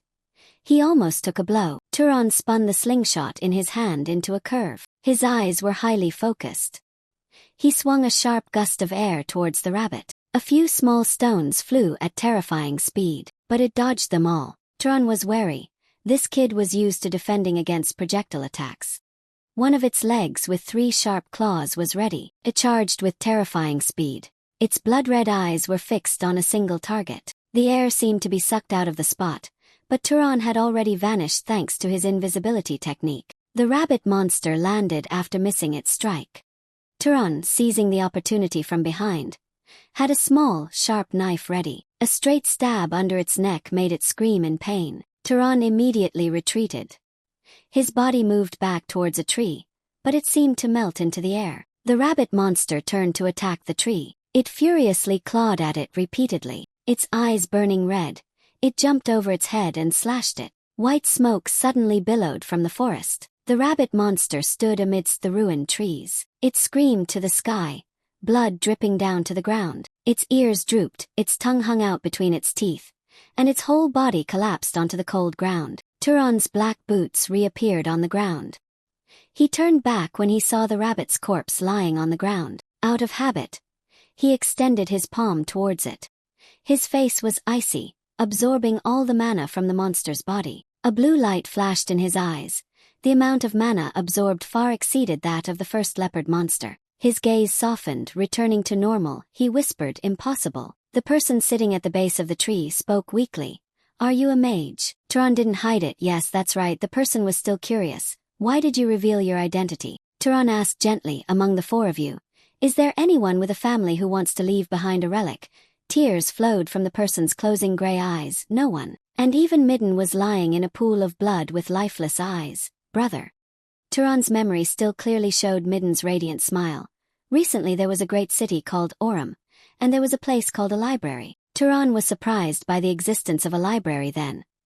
He heard that there were thousands of books there. Midden smiled as if he had read Turan's mind.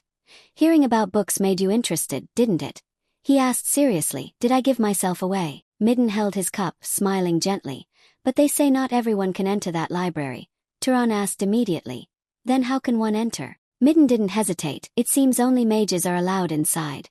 Hearing that, Turan stroked his chin in thought. "I understand." In the forest, his mind was still on that conversation. "I've made up my mind. What have you decided?" Turan stood before 3 self-made graves.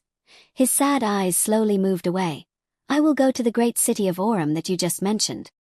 He looked at the graves one last time.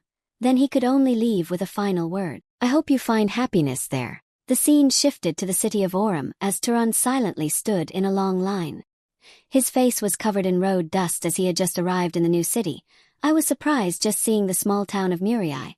It's embarrassing to think about it now. This is a much more noble and bustling city, the great city of Aurum." He followed the group of people, stepping into the city gate. His eyes focused on a few guards at the gate. Were they filtering out wanted individuals? Turan slowly approached as his turn came. As expected of a major city, the organizational system is much more structured. Suddenly a voice interrupted his thoughts. "Halt." Turan turned in confusion. "Halt." He asked, "What is it?" The gate guard with an arrogant face pointed directly at him. "You are not allowed in." Turan touched his clothes. "I've never seen anyone so dirtily dressed in my life.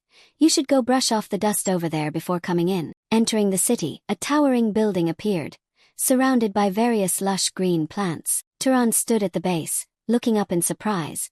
"Is this the library Midden mentioned?" He couldn't help but exclaim in his mind, "How majestic! It must have been built with magic, right?" Turan cautiously approached the gate. "Excuse me, I'd like to ask." The guard replied seriously. "Yes," he began. "What do I need to do to get in?" The soldier confirmed the condition. "This is a library for mages only." Turan immediately asserted, "I am a mage." The soldier, disbelieving, stepped forward to investigate. "What?" He frowned and scolded. "How dare you impersonate a mage? You want to die. Truly, all sorts of lunatics are here." He raised his hand as if to shoo him away. "It's absurd for someone like you to be a mage." Before his hand could touch Turan, it suddenly turned bright red. Kiorn's memory surfaced. Can mages recognize each other? Can they sense the opponent's magic and know if they are stronger than them? Turan's gaze became sharp, just by sensing from that person's palm. His eyes widened, turning blood red and terrifying. The man was pushed back by the pressure, falling backward. "Are you all right, sir?" "I'm fine." His head hit the ground, and he opened his eyes in astonishment. This is no ordinary mage. This person is at least of noble rank or higher. Then he stood up and said loudly, "I am Kenya, a knight of the Voltas family. May I know which family you are from, sir?" Turan calmly did not want to answer. "Is it mandatory to state my origin to enter?" He replied respectfully, "No, sir." Kenya bowed his head, his eyes darkening. "But to use the library today, permission from Master Voltas is required." Turan was unsure. "What do you mean?" Kenya immediately acted. "I will contact the Voltas family today." The scene shifts to a little later. Turan was bathing inside a magnificent mansion, all right. One of his eyes opened with disappointment. "I thought it would be simpler." A blonde maid appeared. His long arms were carefully wiped. Turan sat in the bathroom, being served by the maids. How did it come to this? He turned back and commanded, "Everyone stop." The maids were startled. "Yes, sir." Turan wanted more privacy and spoke up. "Is there a problem if I bathe by myself?" The maids replied timidly. "If we do not serve the noble guest attentively, we will be punished." Hearing this, he could only sigh and accept.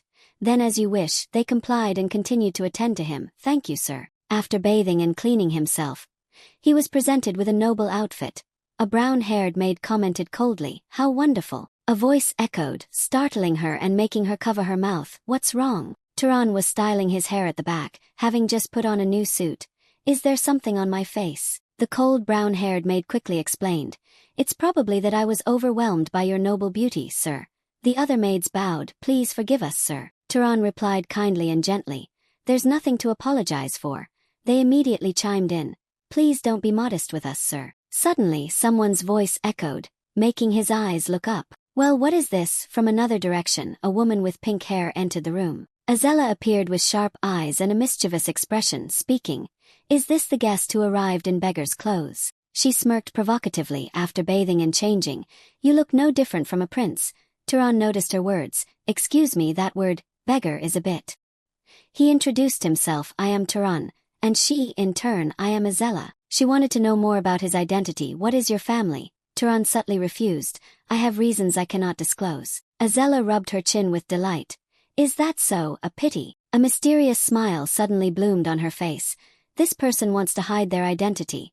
Then let's prod them a bit and see." Without hesitation, she unleashed a surge of magical power around her body, making the room feel oppressive. Azella's face turned excited, locking on to Turan. "Come now, show me. What is your magic?" Turan's eyes widened as an invisible pressure bore down from all sides, so heavy that he immediately realized this was no joke, but a genuine challenge. His eyes immediately turned a brilliant blue. His own mana exploded outwards, filling the space in response. The air grew thick and heavy, almost suffocating. Azella's guards immediately rushed forward, shielding the maids behind them. Meanwhile, the two streams of power clashed violently, making the entire room shake as if it were about to crack open. Then Turan let out a long sigh. The pressure vanished the moment Azella lowered her hands. Her hands were visibly trembling. "Oh my goodness." Outwardly, she maintained her composure, but her gaze on him was deep as she spoke. "Say, honored guest, would you like to marry me?" Time seemed to stop. Turan could only stand there, frozen. His eyes were wide open, his mind completely blank. Azella suddenly burst into laughter. "What kind of reaction is that? I was just teasing." She leaned forward with a playful smile and continued, "But you should seriously consider it sometime. The seat next to me is currently empty, you know." With that, she turned and left, leaving the space suddenly, strangely quiet. Turan remained standing in the same spot. His gaze briefly flickered down to his own hands. It was only now that he realized his own hands were also trembling in waves. He thought to himself that her mana was at least on par with his. Was this level normal here? This great city had suddenly become far more dangerous in his eyes. A moment later, in the city lord's office, the man on the high chair observed him calmly and spoke. "Welcome, young noble. You must know my name already, right? Lug Voltas, Lord of Aurum." Turan replied curtly. "I am Turan." The lord blinked, his tone changing slightly. "To how direct? So, you wish to enter the library, correct? Many people come here due to strange rumors, so let me be clear. There is no ancient forbidden magic inside. No mana-boosting secret arts, no hidden treasures, and certainly no shortcuts." Turan responded without hesitation, I don't need those things, so you don't need to worry. A moment of silence passed. The Lord nodded. If you still wish to enter, I won't stop you after all. There's nothing inside related to family secrets. He glanced outside and said, it's late now. Rest today and you can return tomorrow. All right, Turan replied politely. I will not forget your kindness. The next day, the tower stretched straight up as if trying to pierce the sky. The guards respectfully moved aside and announced, entrance card confirmed. Welcome to the Horizon Library. The massive doors swung open, light flooded in, and for the first time since arriving in Orem, Turan's composure shattered. His eyes widened in astonishment at a sight beyond his wildest imagination. The space inside was unlike reality. Endless spiral staircases ascended, so high they almost vanished into the clouds. Turan stood silently for a long time, thinking to himself that this was not a building, but a monument to knowledge. Suddenly a cute voice chimed. It's a pleasure to meet you, Turan. He looked down to see a small young girl smiling brightly. I am the librarian here by the Lord's command. I will explain the rules. The rules are actually very simple. Turan stared, secretly surprised, a child as a librarian. But the girl continued confidently. Rule number 1, if you damage a book, you must compensate. Rule number 2, you may not take books outside the library. And while you are using the library, I will always be watching you. Turan hesitated and asked, all right, but could you stand a little further away while I read? It makes me a bit uncomfortable. The girl just smiled brightly without answering. He carefully asked again, if you're the librarian here, you must have read all the books here, right? The girl nodded enthusiastically. That's right, finding what you need is my specialty. What kind of book are you looking for, romance or history? Or perhaps because you are young you want to read something a bit more exciting, there are some adult books over there. Turan looked at her intently and replied immediately, I just want to learn more about the basic knowledge of this world. The young girl put a stack of books on the table. Many of these books are hundreds of years old, not quite suitable for what you're looking for, but this section might help you a little. Thank you so much, kid, you're welcome. Turan carefully picked up the book. His fingers brushed across the cover, thinking it was the first time he held knowledge instead of a weapon. No battlefield, no blood, just paper and ink. Ah, how extraordinary. The following days passed like a dream. Turan built his daily routine, waking up at the Horizon Library and reading until the sun set. From geography, races, sorcerer rituals, crafting methods, ancient monsters, to the ruins of the old empire. Piece by piece, the void around him began to take shape. The world became clearer, sharper, and more real with each page. One day, the Lord summoned him and praised him. I heard you're using the library very well. Turan replied briefly, yes. The Lord's voice lowered. He understood that letting him use the library and treating him like a noble was already a favor. Now it's time I want that repayment. Turan immediately replied, please tell me. The Lord told of the northern monster attacking merchants. The 4 knights sent were all eaten by it, and the family could only muster 2 noble-ranked individuals. If you joined to form a group of 3, it would be much safer. Turan maintained a calm exterior, thinking to himself that protecting others is what a mage should do. I agree. A question flashed through his mind. Mages usually don't get involved in these things, do they? The Lord emphasized further, the northern road is an important trade route. It's been blocked for 10 days now, so it must be cleared as soon as possible. Hearing this, Turan suddenly realized, 10 days ago, that was even before I set foot here.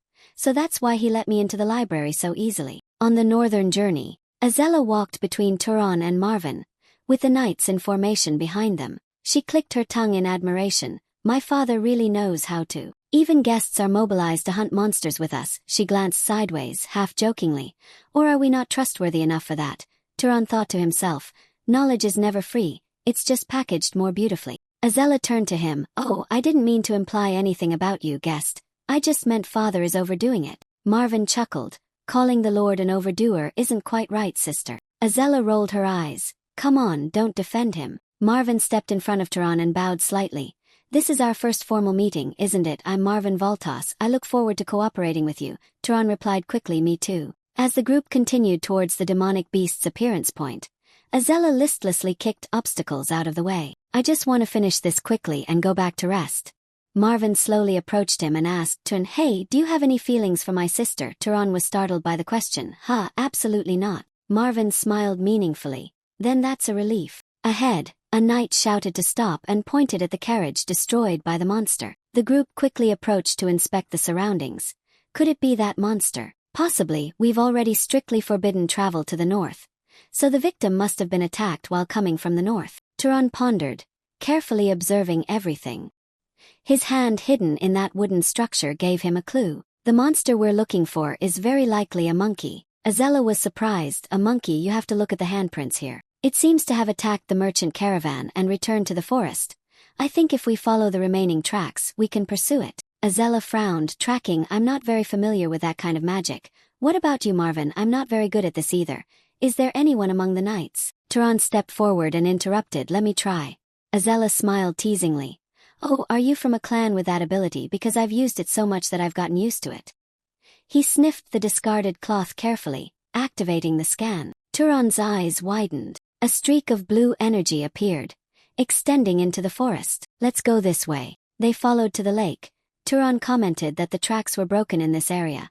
It must have used something. Azella asked in surprise, can a beast really hide to avoid being tracked? No, it's probably just acting on instinct. Suddenly the scent became unusually strong. He turned back and shouted behind him. A giant gorilla burst out of the bushes. It roared threateningly before lunging to attack. However, contrary to the knight's expectations, it didn't attack in close combat but grabbed nearby rubble and threw it. The knights' faces turned pale with panic. Oh no, be careful. The powerful throw of rocks easily swept away the knights in front. Turan jumped to the side, dodging them all. But when he looked at Azella and Marvin, he froze because both of them were using the knights as meat shields for themselves. Azella threw the soldier behind her like a broken shield. A thought flashed through Turan's mind. Mother was not wrong after all. Azella shouted a command. Attack, all of you. The knights who were still standing quickly charged forward. But the gorilla turned and ran away instead of continuing to fight. Azella and Marvin chased right behind, but their speed was clearly no match. Hurry, don't let it escape. Suddenly, from behind, a stone cut through the air, tearing through the wind, rushing towards the monster. It passed through the dense crowd with pinpoint accuracy. Just like a bullet fired from a sniper rifle, it pierced the gorilla's chest with ease, even taking down the mythical beast without breaking a sweat. Both of them turned back to look at him with faces mixed with shock and panic. In that dusty land, Turan was seen brandishing his crude slingshot with absolute concentration. He tilted his head slightly with a gentle smile, as if nothing had been difficult at all. The gorilla collapsed, groaning in pain. Azella immediately launched a finishing blow. Watch this. A fiery serpent swiftly coiled around her arm. It lunged at the ape before her, engulfing everything in intense flames. The entire area exploded, a colossal pillar of fire reaching the heavens with its terrifying heat. From afar, Turan watched silently and realized it was the bloodline power of the fire protector of House Voltas. As the dust slowly settled, the knights breathed a sigh of relief. Azella straightened up, a smile of half pride and half excitement blooming on her lips. When that giant rock came hurtling towards me, my heart almost leaped out of my chest. Marvin immediately smirked, his eyes sparkling with mischief. Oh, so scared you got goosebumps, are we? Haughty young miss. Azella spun around, pointing directly at her brother. Shut up, you were the one screaming like a girl, Marvin protested stammeringly. I was just surprised. While everyone gradually recovered and bandaged their wounds, Turan stood silently from afar, observing the entire chaotic scene. Blood splattered on the ground, the moans of the injured. The smell of scorched magic fire still lingered in the air. He thought to himself, fortunately, no one died. But this situation was truly not good at all. Although it was a surprise attack by a demonic beast, this was a battle where serious casualties could have been avoided. With mana to enhance their bodies, both she and Marvin should have possessed superior stamina and speed compared to ordinary knights. Yet, at the most dangerous moment, they did not hesitate to use those weaker than themselves as shields. That action was cold and completely contrary to the noble image he had envisioned.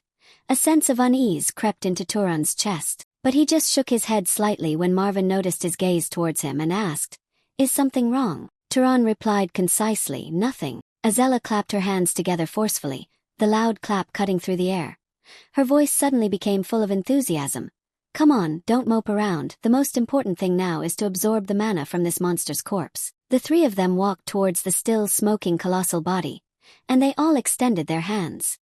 Faint blue light immediately emanated from the monster's corpse, drawing the pure energy that flowed back into their bodies. Turan clearly felt waves of warm mana filling his meridians, exactly as he had read in books. Even with many people absorbing at the same time, the growth efficiency did not decrease. The theory was absolutely correct. Just a few minutes later, Azella groaned in frustration and withdrew her hand, Damn it, I've hit my limit again. This damn growth limit. Marvin also sighed and shook his head. I'm full too. Azella clicked her tongue, glancing at Turan with eyes that were both admiring and envious. Now I understand why father insisted on bringing him along. His magic skills are truly impressive. His mana capacity is similar to mine, and he still hasn't reached his growth limit. He's a monster. On the long road back, Marvin suddenly spoke with a sincere voice. Thinking back, if it weren't for you today, we would have definitely suffered a terrible defeat. From tracking its movements, discovering it had bathed to erase its tracks, to that fatal throw that made it lose its balance, it was all thanks to you. Turan shook his head slightly, his voice humble. It was just luck, nothing special. If there's anything regrettable, it's that I reacted a bit too slow. I didn't expect the monster to have the ability to search and detect enemies from afar. Marvin's eyes widened. Search ability, that's right. Turan explained slowly. From what I've read, some monsters awaken special abilities based on their prominent physical features. This one has unusually large hands and deformed large eyes. It's certain that thanks to these features, it could throw stones with tremendous force and observe targets from a very long distance in the dense forest. Marvin gaped at Turan as if looking at another monster. You analyzed that quickly. In an instant, Turan shrugged, his voice calm. I just read about it in the monster encyclopedia in the library. Marvin immediately scrunched up his face as if startled. The library, that place for geeks. Nobody goes there. I was curious once and tried to go in, but all the books were too difficult. I put it down before finishing half a book. Turan smiled gently. Next time, you two should ask the librarian. She'll find easier books for you. Azella blinked in confusion. The librarian? Is there really someone like that in that cursed library? The scene shifted to the moment Turan entered the Horizon Library after returning from the hunt. A clear, cheerful voice suddenly rang out. Welcome back, Turan. He immediately froze, a faint smile appearing on his lips. I made a big mistake in this city. No knight or commoner would dare to call a noble by their first name like that. They always use Your Excellency, esteemed guest, or sir. More importantly, the petite girl standing before him didn't look like a librarian at all. Turan asked directly, his voice colder than intended. How did you know my name? The girl blinked in surprise. About that. She sat on the desk and giggled. It was only then that he realized. I knew it. Of course, from the library entry permit. Within the scope of this library, my gaze can reach every corner. Your name lies right on that fragile piece of paper. Turan was silent for a moment, then asked, so what should I call you? She shrugged, her tone playful. I don't have a real name, call me whatever you like, or perhaps, lover sounds cute. She winked, putting a hand to her cheek as if feigning shyness. Turan immediately cut her off. All right, then I'll call you the little librarian. Humph, how cold. She pouted, pretending to be annoyed. Humph, you've been using me to run errands and fetch books for days. And now that you know who I am, you're suddenly pretending to be polite. Turan replied immediately, I wasn't using you, and don't get too close to me like that, it makes me uncomfortable. Turan tilted his head curiously. Are you a sorceress from the ancient empire, little librarian? She shook her head, her smile turning mysterious. Not at all. I'm not even human, I'm closer to a spirit, she then explained slowly, her voice as gentle as a fairy tale. When a spirit enters a living being, it becomes a living spirit, but when it enters something neither alive nor dead, it simply remains a spirit. This library is my body, my current human form is just a convenient way to communicate, reflecting according to the viewer's preferences. She winked teasingly. Your preferences say a lot about you, Turan. Turan immediately cut her off. Don't talk nonsense, little one, she giggled, comparing herself. I'm like a reflection on the water. You can see me clearly, but you can never touch me. To confirm this, Turan reached his hand towards her, his hand passing straight through her body as if through smoke. The little librarian looked at him with a strange expression. Don't do that, it feels weird. Turan quickly withdrew his hand. Sorry, she grumbled, crossing her arms. I hate the most that I can't directly deal with intruders in the library. If I could, I would have dealt with them long ago, daring to take books out without returning them. Turan suddenly realized something important. Even the Patriarch of Voltas didn't know about your existence. Did he? Perhaps no one in this library ever has. She nodded as if reading his thoughts, because up until now, no one has been qualified enough to perceive my existence. My creator reached his limit. Only those whose forms reach a certain level of perfection can see me. And as far as I know, you are the only one. She tilted her head playfully. A bit romantic, wouldn't you say? Turan immediately asked, what is this form you speak of? Sorcerers call it bloodline. He took a deep breath and spoke. Can you tell me about my bloodline? You should ask your parents about that. Turan replied softly, his voice deepening. Unfortunately, I'm an orphan. She paused for a moment, then smiled. Then let me check directly if you allow me to look through your body. Turan froze, his mind blanking for a second. Look through his body. But before he could react, her small hand passed straight through his chest. He flinched and cried out, "Ah." She smiled brightly. "Done, now you and I are connected. Don't say such strange things. It didn't hurt at all, did it?" After a few seconds of examining everything, she withdrew her hand and reported, "The majority of your bloodline consists of two main components, pursuit and prey, characteristic of the Zahar family, right?" Turan nodded. She continued, "But there's another bloodline mixed in. You are the result of parents with two different bloodlines, so what is the other bloodline?" She shook her head regretfully. "It's sealed. It's not unusual to be born with a sealed bloodline from the fusion of two. As you grow stronger, the seal will break on its own and reveal itself." Turan nodded silently, although the mystery still lingered in his mind. He then unconsciously thought of his mother. She was always too refined, too educated to be just a normal commoner. Perhaps she came from some noble family, but her bloodline had been diluted to the point where it could no longer sustain mana. He shook his head to dismiss the thought and turned to thank her. She smiled mischievously, her eyes sparkling. "If you're truly grateful, stay for another month." From the day he learned the librarian's true identity, everything changed completely. Instead of quietly reading books alone, Turan constantly asked questions, demanding deeper explanations of every detail. Astonishingly, she not only mastered every book on the shelves but also remembered the contents of those stolen or lost thousands of years ago, like a living archive of ancient knowledge. Under her guidance, he began to see the world through a completely new lens. Countless invisible substances surrounding us could be observed by making suspended water into a lens. Illness was not a curse but came from creatures so small they were invisible to the naked eye. Decomposition occurred because they gradually consumed the life force. Light was refracted. Heat was generated from friction. Bodies healed themselves after injury according to clear natural laws, all of which were far beyond the conventional magic theories taught by sorcerers. Turan immediately experimented. He placed a ripe red apple on the table, focusing on applying the knowledge of decomposition. With just a light touch, the apple immediately turned black from the inside, rotting rapidly as if time had accelerated 100-fold. The librarian tilted her head and asked, "How does it feel?" Turan couldn't hide his astonishment. "It's incredible. It's not that current magic can't do something similar, but by understanding the principles, I achieved the exact same result while consuming much less mana." Just a change in perspective had elevated his sorcery skills to a new level. But immediately after, a chilling thought crept into his mind. The great families probably deliberately monopolized this knowledge. If all sorcerers grasped the basic principles, the advantage of the elite would vanish. "No wonder the general knowledge of the world is declining," the librarian said softly, her voice deepening. "I'm starting to understand why." Finally Turan announced it was time for me to go. The young librarian's eyes widened in genuine surprise. He explained it seemed the owner of this place had started subtly trying to make him leave. Suddenly she panicked and rushed forward, shouting, "Don't leave me behind." But her body passed straight through him, falling to the floor. Turan calmly asked, "Can you leave the library?" She sat down on the ground, head bowed. "No, then stay forever." "Cooking or telling stories, anything?" Turan shook his head. "No." She pouted, knowing he wouldn't stay before he stepped out the door. She advised, "This land is full of the remnants of gods, ancient legacies scattered everywhere. If you search, you might encounter spirits who know more than I do." Turan turned back and smiled. "I promise I'll come back to visit you from time to time." She shrugged, feigning indifference. "It's up to you." But her eyes sparkled, clearly just trying to hide her emotions. Turan smiled reassuringly. "Anyway, there are still countless books here I haven't finished reading." Leaving the city of Aurum, Turan walked alone on the long winding road. From the continental map found in the library, he knew the Zahar territory lay to the east, amidst a vast and harsh desert. That would be his next destination.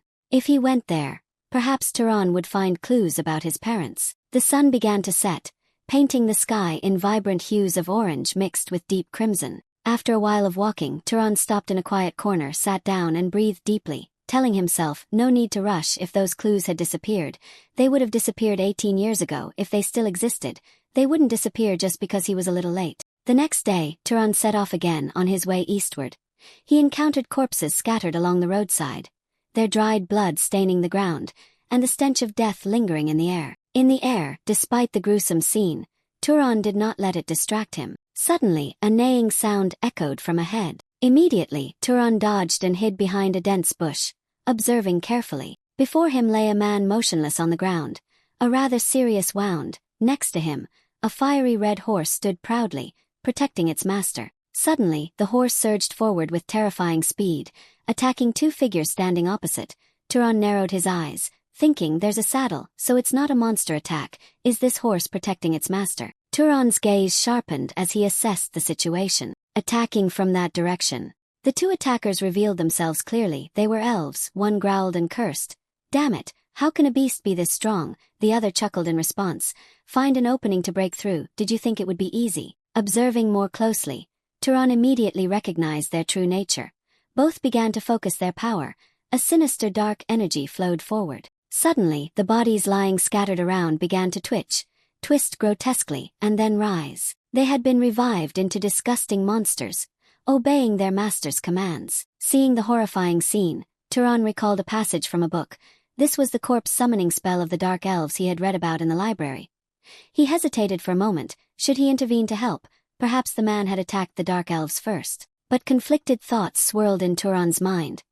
He continued to observe, his eyes never leaving the battlefield, carefully considering his next move. One of the dark elves bent down over the corpse, tearing at it casually with a distorted voice. Whose hand is this? Give me one. That guy didn't even bother to look up and reply. Eat your share, you probably got one too. Turan squinted, thinking to himself, so they are cannibals. Without any further hesitation, Turan immediately activated his stealth ability, his entire presence vanishing from all senses. At the same time, the second elf continued to grumble in disgust. They only kill men, their meat is so tough. Suddenly, an invisible attack struck with terrifying force, completely tearing the dark elf apart before it could react. He was stunned again, unable to comprehend what had just happened before his eyes. No attacker, no warning, just instant death. But he quickly regained his composure, roaring, "All of you gather around me." Immediately, the entire horde of undead rushed to form a protective circle around him. Another invisible attack came. This time, a monster rushed out to shield him, its sturdy horn deflecting Turan's projectile. The dark elf gritted his teeth, yelling in anger, "Whoever is hiding there, reveal yourself to me." He ordered the bull to charge and clear everything. But then he realized the attacker was using a hidden skill. His face darkened. He summoned a new monster, grinning, "Let's see if you can still hide." The fox monster unleashed a strange energy that spread throughout the space. As it touched, Turan's stealth began to flicker. His form gradually reappeared. The dark elf immediately locked his eyes on Turan, a vicious, triumphant smile on his face. "Found you, you bastard." He immediately ordered, "All of you charge, kill him for me." The monsters rushed towards Turan from all directions. He immediately concentrated, a fierce flame gathering in his palm, growing brighter and hotter. He lunged forward, engulfing two monsters in intense flames. But from the front, the giant boar monster seemed unfazed and charged forward like an armored tank. Turan leaped to the side, narrowly dodging it, almost being crushed. He gritted his teeth. "Gotta hurry. Good thing I killed one earlier." But when he looked back, Turan realized the situation was worse than he had anticipated. The fox bit Turan's leg, causing blood to gush out.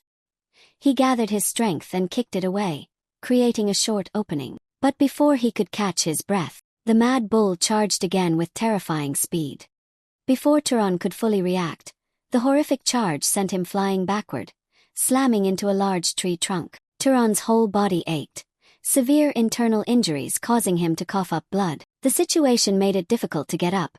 The dark elf saw this and laughed menacingly. "Serves you right. How dare you kill my kin? You will have to beg on your knees to be allowed to die." Just then, the red horse suddenly charged back. It kicked the dark elf hard in the face, knocking him to the ground. Caught off guard and humiliated, he screamed in panic, "Save me, quickly." Immediately, all the monsters stopped attacking Turan. They turned and charged to protect their master. The dark elf roared in anger, "How dare you humiliate me like this? I will kill all of you." But before he could act, another sharp attack descended. The fatal blow pierced his head, ending him completely in a single breath. When the stone elf died, all of his summoned monsters collapsed, vanishing instantly into nothingness. The battlefield suddenly became eerily silent. Turan struggled to stand up, his body exhausted, blood flowing incessantly. He panted, utterly exhausted. It seemed he was truly about to die. Turan's body collapsed. Down, his legs were so weak they could no longer support him. The horse slowly approached. Turan gently reached out, stroked its muzzle, and whispered, "That's right, thank you." The scene shifted to late night. A quiet atmosphere enshrouded everything. Turan sat by a small fire, facing the man who had just woken up. First he was startled and a bit scared. This is... But Turan spoke calmly. You're finally awake. The young blonde man looked at Turan bewildered. Who are you? I saw you being attacked by a dark elf, so I intervened to help. Hearing this, he turned to his horse and gently stroked it. Tilly. Turan observed the horse and remarked, it's truly very intelligent. It even knows to protect its master and take them to a safer place. The young man nodded, his voice full of gratitude. I sincerely thank you for saving my life. I am Aziz of the Burke clan, Turan replied, and I am Turan. After a moment of silence, Turan looked at Aziz and asked, is there any reason why you clashed with the dark elf? Aziz bowed his head and answered slowly, a reason? No, I was on a pilgrimage with my retinue when we were suddenly attacked without reason. I've heard that other races are very violent, but I didn't expect it to be to this extent. His voice began to tremble, the suppressed pain erupted, causing tears to roll down his cheeks. I'm sorry. The people I lost today were very precious to me. Turan asked gently, were they your relatives? Aziz shook his head. They were knights and retinue accompanying me on this journey, but in reality they raised me from a young age. Turan quietly observed him, thinking to himself, he is a kind person. This pain is very real, it cannot be faked. After a while, Turan continued to ask, how many dark elves attacked you? I think there were only those two, Aziz replied. You said you killed two, right? Turan nodded slightly. Turan's discovery ability was activated in his mind. Expanded senses, scanning the entire surrounding area. After a few seconds, Turan confirmed, that's right. There were indeed no more dark elves around. After a moment of silence, Aziz looked at Turan and politely asked, young Turan, do you have any urgent matters at the moment? I am also on a pilgrimage, just like you. Aziz observed Turan with surprise for a moment and then asked, despite being so strong, you are still on a pilgrimage. Are you perhaps the son of some great clan? But why are you traveling alone? Turan replied vaguely, this is rather difficult to explain in detail, and actually I'm not that strong. I only managed to kill one of them through ambush and surprise attack. The other one almost killed me. If it weren't for your red horse, I wouldn't have been able to win. As soon as he finished speaking, a strange phenomenon occurred.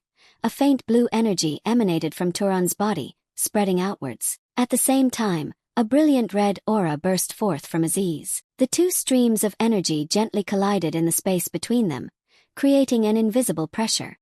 Aziz observed Turan more closely and thought to himself, he's not really that strong, is he? If he hadn't absorbed the dark elf's mana earlier, he might be even weaker now.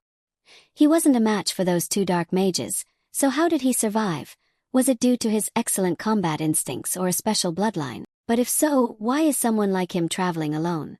Breaking the silence, Aziz spoke in a calmer tone, if you don't have a specific destination, may I invite you to the Burke clan? I will repay your life-saving deed and escort me safely home. Turan looked at him and asked concisely, repay. Aziz smiled warmly and explained, our Burke clan is a vassal of the great Arabayan clan in the north. Our lineage consists of artisans specializing in the art of crafting talismans. We have been crafting magical artifacts for generations. His eyes carried a silent pride. We will craft a perfect magical artifact, one that suits you best. Turan sat quietly, listening to every word, silently considering the offer before him. Turan and Aziz quickly buried those who had fallen. He looked at his comrades with sadness. It seems everything has finally come to an end. Deep down, I truly wanted to bring them all back home. That is probably beyond my current capabilities, isn't it? Aziz turned to look at Turan. I am very grateful to you, Turan. For what are you thanking me for not mocking me? As a noble, to shed tears before the sacrifice of my subordinates, surely in your eyes, I must have appeared pathetic. Why should that action be considered pathetic? Because those were the teachings my father instilled in me from a young age. Warriors who fall for a great cause will rest in the heavenly realm with the gods. Therefore, lamenting their passing is seen as a sign of weakness. A true nobleman must bravely press on despite sacrifices. However, if strength means being indifferent to the death of loved ones, then I fear I will never achieve that strength. Turan smiled faintly. That is not weakness, that is your kindness. Please forgive me since we've decided to travel together. Can we talk more comfortably from now on? It seems there isn't a significant age gap between us. I understand. Do as you wish. Excellent. From now on, I hope to receive your support, my friend. Turan paused slightly as he looked at Aziz's outstretched hand. Friends, I also hope to receive your help. Can we stop and rest for a moment? Turan looked at Aziz's satchel and wondered, what is this thing? This is a cooling satchel. I stored a lot of food in it when I was in the previous city. Is the temperature inside always kept cold? That's right, thanks to this, all food can be preserved for about a week without spoiling. If it gets too cold, I can simply reheat it. And this is a magical item that can create water with the press of a button. And this is a magical tool to build a shelter if you collect enough firewood.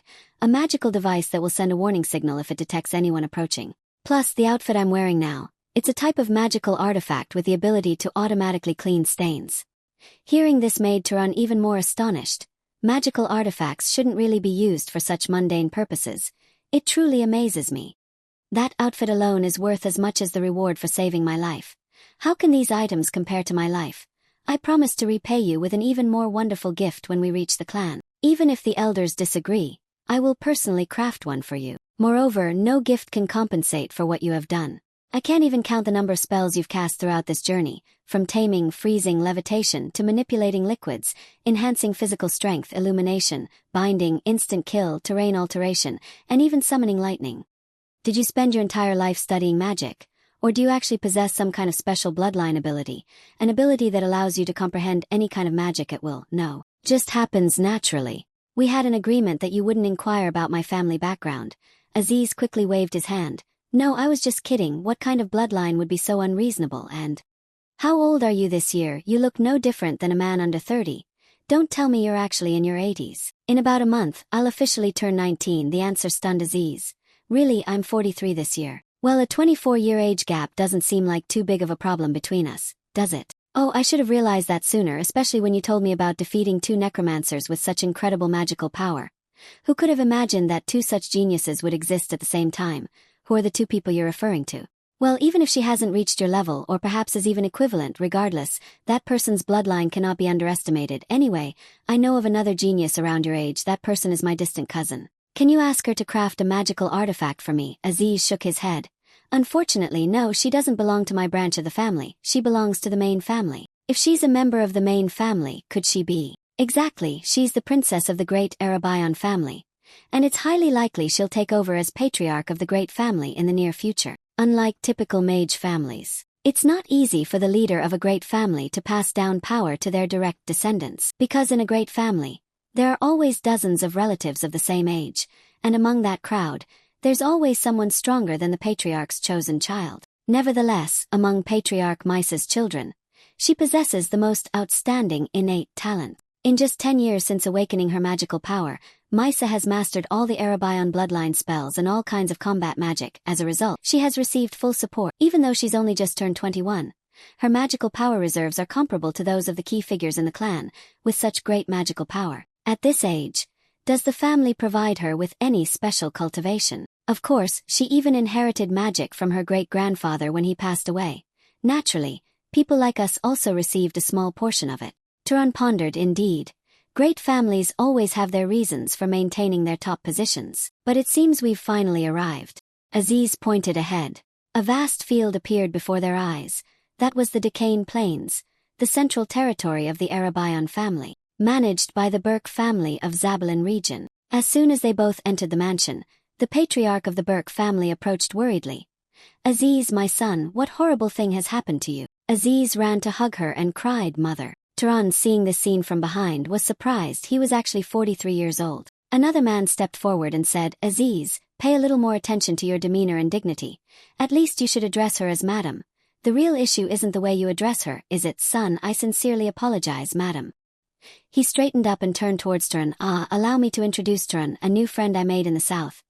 He is the benefactor who, without regard for danger, saved my life when I was on the brink of death. Without the help of this friend, I wouldn't have been able to return home alive. Patriarch Burke placed a hand on Aziz's shoulder. Your pilgrimage shouldn't have been this risky. In short, what happened to you? Your group was attacked by necromancers from the Black Fairy sect. Hearing this, she cried out in anger. The Black Fairies, those filthy creatures dared to lay hands on my son. If I don't lead an army to wipe them out myself, I won't be able to rest. Madam, please calm down. Everyone around is looking at us. So, may I ask which family this benefactor comes from? This is truly difficult to answer. Why is it difficult to say? Madam, to be honest, I'm not quite sure myself.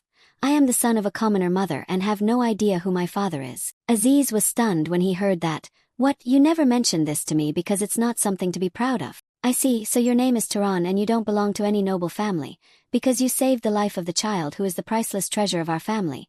As the master of the Burke family, I will grant you a satisfactory reward. However, arranging a room in this mansion will be a bit difficult, so I will arrange for you to stay at the best inn in the region instead of the main mansion. What are you saying, madam? Why don't you welcome the person who saved my life into your home? At other times it would be fine, but currently our family is hosting a very important guest. Even though he is a benefactor, it is very difficult to allow a stranger of unknown origin into the palace at this time. I hope you can understand this inconvenience. As soon as the words fell, someone suddenly appeared and spoke. If you are doing this for me, it is really unnecessary. I don't believe that someone who risked their life to save Aziz would suddenly want to assassinate me. From the doorway of the room, a girl with black hair appeared, her face pale, her eyes cold. Aziz turned and asked Maisa, "Is that you? Why are you suddenly here? Is that woman the princess of the Arabian family? She looks more like a walking corpse than a noble princess. It hasn't been long since I almost lost my life at the hands of the scum from the Zahar family. That is why I had to come here to take temporary refuge. An assassination plot right in the main residence, with such strict security. How could it be possible? It is highly likely that a traitor has appeared from within. Our family is not short of those who are always jealous of you. Well then, I am tired, so I will excuse myself to my room to rest. I wish everyone a good evening." After she left, the patriarch turned to the servant and said, "Prepare the second-class room for honored guests to welcome Mr. Tun." Thus, a peaceful night passed. Turan woke up on a soft bed. He quickly changed and walked out into the corridor, staring intently at the lamp on the wall. Suddenly Aziz's voice rang out. "Hey Turan, you're up early. What are you doing standing there absent-mindedly in the corridor alone?" He pointed at the lamp and said, "That thing unintentionally caught my attention. That thing, you mean that magic lamp? She used to make these things when she practiced sorcery as a child. Do you want one? There are still many left in the warehouse. I don't think it's necessary to that extent." Suddenly, a terrible sound echoed, making him freeze. A terrifying bolt of lightning struck directly outside the window. Turan quickly turned his face towards the light emanating from it. Aziz calmly explained, "It seems Maisa is practicing magic again. She's always so diligent." "Is that the bloodline magic of the Arabian family?" "Yes, it is. It's called the Storm Bloodline. I've never hated my own blood, but that power truly makes others envious. It looks as majestic as a god." Turan squinted and thought to himself, "I'm starting to get curious about it too. How powerful will the next heir of the Arabian family be? Do you want to come with me to see it? Although I'm very curious, I'm afraid it won't be alright if someone suspected like me gets too close." Aziz smiled faintly. "Why worry? You're not an assassin. I'll vouch for you. To be honest, I myself am also very curious as to who is truly more talented between you and Maisa. I guess this is the real reason you wanted to bring me along." Aziz didn't deny it and readily accepted. "To be honest, a few years ago, I sparred with Maisa and still hold that grudge to this day. I really want to see her taste defeat, even if just once." The two quickly ran outside. Aziz yelled from afar, "Maisa." She turned to look at him and replied, "Aziz. And who is the one accompanying you?" "Young miss, I am Turan. I remember now, that name Turan. What wind brought you two all the way here?" Aziz scratched his head and explained, "It's nothing major. We just saw you practicing and wanted to join in. We've tried this before, don't you remember?" She scratched her chin and recalled, "Oh, I remember very clearly. That time it took you a whole week to do it, while I only needed the second try. After that defeat, you burst into tears and ran off. Sister, please don't reveal everything." Turan behind them couldn't help but laugh. "I apologize." Aziz sighed helplessly. "Are you planning to mock me too?" In short, this Turan is one of the most magically gifted people I've ever met. His abilities are truly absurd, no different from a monster. Why don't the two of you try a match to see? Maisa was slightly surprised. "You want to compete with me?" She stared intently at Turan. The sky above suddenly darkened with lightning bolts tearing through the air. Maisa's body was gradually enveloped by intense magical power, eventually transforming into an overwhelming force akin to a powerful deity. That surge of energy easily made Turan dizzy and tremble. His eyes were filled with despair. A few minutes after the sky cleared, Turan stood facing Maisa, panting. Sweat soaked his pale face. It was clear the power gap was immeasurable. Maisa squinted and said, "I'm sorry to have to say this directly, but it seems you're not yet at a level to face me." After a moment of silence, Maisa looked directly at him and said, "I don't want to say this, but it seems fighting me will be quite difficult for you." Turan remained silent, only looking at her with focused and determined eyes. At this moment, Aziz stepped in with a radiant smile. "In terms of pure mana, he is certainly not your opponent. But But what's truly astonishing about him is his aptitude for learning magic. Aziz placed a hand on Turan's shoulder and declared, "He's a genius I've never seen anyone equal in my entire life." Aziz looked at Maisa and asked, "Even you, Maisa, might not have reached that level of genius, right?" Maisa replied, "Since you praise him so much, let me verify it myself." Turan looked back at her and proposed a new method of competition. "Let's each perform a type of magic that the other probably doesn't know. Whoever performs it faster wins." Aziz turned to Maisa. "This is a good idea, what do you think?" Maisa replied, "I heard that you, Turan, don't even know what your bloodline's inherited magic is. Right, if I use my innate magic, it wouldn't be fair, so I won't use it in this match." She continued, "If that's the case, allow me to start first." Maisa stepped into the center of the training ground and lightly tapped the stone surface with her foot. A small sprout suddenly pierced through the ground. Turan and Aziz witnessed the sprout grow astonishingly fast, transforming into giant vines that covered the entire training ground. Aziz cried out in panic as the vines wrapped tightly around him and lifted him into the air. He was hung upside down while Maisa looked at Turan and said, "This is the magic to create and manipulate plants. Can you do it?" Aziz yelled, "Let me down, I'm getting dizzy," but Maisa ignored him, smiling softly and saying, "Just bear with it hanging there for a little while longer. It's quite amusing to watch." Turan observed the vines and pondered the principles of magic. Fire magic was merely combustion. Water magic was the aggregation of tiny, invisible water vapor molecules from the air. He knelt down and placed his flat hand on the hard stone. These vines were the same. This magic forces the seeds sown in the ground to germinate quickly. In other words, this wasn't creation but the promotion of growth. He whispered, "Grow," and a brilliant blue mana stream spread out. In an instant, a multitude of blue vines erupted from the ground, perfectly coiling around Turan as he willed. Maisa watched the scene with a look of astonishment. "You just relied on the words, 'grow,' and discovered the true nature of this magic yourself, didn't you? Have you seen this magic before somewhere?" Turan shook his head. "This is my first time seeing it." Maisa snorted lightly. Aziz's praise today actually turned out to be true. That's rare. She dispelled the magic, causing Aziz to fall to the ground with a thud, groaning in pain. Maisa stood up straight and said, "Now it's your turn to give me a challenge." Turan thought to himself, using blood magic here would be suicide. Suddenly, he remembered something. He reached out towards the tall grass. A small mouse ran out from the grass and darted towards him. Maisa looked at the mouse and asked suspiciously, "Is it just animal control magic? Is that your limit?" Turan caught the mouse and held it tightly in his hand. "It's not like that. This little creature is just a component for my magic. He executes magic." Blue energy began to dance around the struggling mouse's body. Its life force was drained. Its body rapidly withered. The mouse turned into a dried husk in Turan's palm. He held up the dried mouse husk and said, "I'm done." Maisa looked with a serious expression. "Not bad, now it's my turn." She waved her hand gently. Another mouse ran up. She caught it and tried to use the same kind of magic as Turan. But nothing happened. She closed her eyes, concentrated, and thought to herself, "This isn't ordinary magic. How did he manage it?" Aziz looked at the scene and asked, "Why would you use such a disgusting-looking magic?" Turan replied, "Because it was the first thing I thought of when I was asked." He looked at Maisa and assessed. Even a great clan like the Arabayan family doesn't know this principle clearly. Aziz looked at Maisa and smiled. "It seems the situation isn't looking good for you, Maisa. Do you want to concede the victory to Turan?" She replied with an annoyed expression, "Don't be noisy. Do you think I can't do it?" Maisa gritted her teeth. In the process of using magic, the relationship between cause and effect is an extremely complex structure. Whether a phenomenon we desire occurs naturally, or whether the consumed magic power is sufficient to realize that phenomenon. And most importantly, it requires the ability to empathize with the origin of the phenomenon, which is also a key requirement that determines the success rate of execution as well as the amount of magical energy consumed. One method to compensate for the conceptual shortcomings when using magic is to condense a massive amount of magical power to compensate for the lack of efficiency with quantity. "Just a little longer," she whispered. "Let the rot set in while you're still alive." Suddenly the mouse in her hand let out a shrill scream. Its flesh began to rot.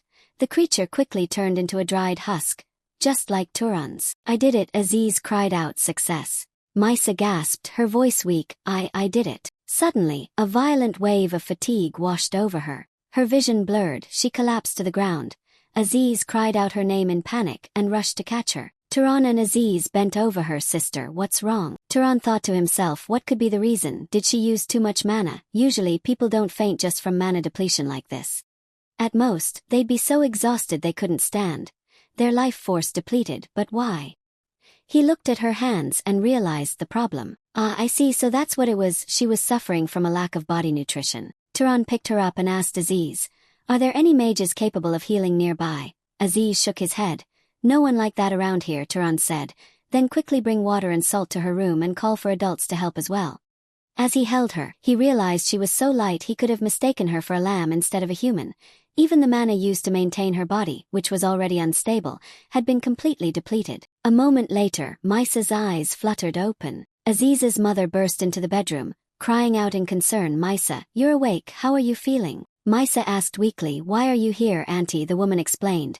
"Aziz said you suddenly fainted while practicing magic with that guest. Is that true?" Maisa remained silent, recalling everything. The woman worried, "Did that man do something to you?" Maisa shook her head. "No, it wasn't his fault. It was just a little mistake on my part," she pleaded. "Everyone, please leave, my head hurts so much." Her aunt paused and said, "I cooked you some porridge." She placed the bowl of porridge on the bedside table. "I know you often don't eat because you're practicing magic, but you need to think about your health too. Try to eat at least a little," she said, and with a sigh, she left the room. Maisa watched her go, whispering, "Thank you, Auntie." She looked at the bowl of porridge, picked it up, and took a spoonful. But a terrifying memory suddenly flooded back. Her mother and sister being attacked, crying and begging her to save them, believing she could. Maisa groaned in pain, her trembling hands dropping the porridge, shattering on the floor. She tried to calm herself, but the torment continued, seemingly endlessly. Meanwhile, Turan was led down into the family's dungeon and found himself standing before the goddess's altar. He looked at the colossal winged statue under the dungeon's golden light. A soldier in black drew his sword and said, "Both the door and the walls are incredibly solid, without a single crack. They've been reinforced for hundreds of years, so give up any idea of destroying them to escape." This man was named Haram Berg. Turan replied, "I understand, I wasn't even thinking of that." Haram moved closer and emphasized how solid it was. Turan nodded, "Yes." Haram approached Turan's face again, "Extremely solid." Turan thought to himself, "Is he trying to brag to me?" Suddenly, Haram swiftly swung his long sword. Turan watched the movement, filled with curiosity. "What are you doing?" Haram replied, "I am practicing." Haram moved his body rhythmically, executing a series of strikes and steps. Each swing was incredibly precise, the mark of a seasoned swordsman. Turan observed closely. Not a wasted motion. Each movement was the minimum preparation for the next powerful strike. Turan wondered, is this the effect of a truly trained body? Haram stopped, suddenly looking intently at Turan. "Oh, I apologize, did I disturb you?" "Not at all." Haram moved closer to Turan's face and asked, "What did you just see in my movements?" "What?" He was confused but quickly replied, "I thought it was truly amazing." Haram stepped back and smiled faintly. "I see."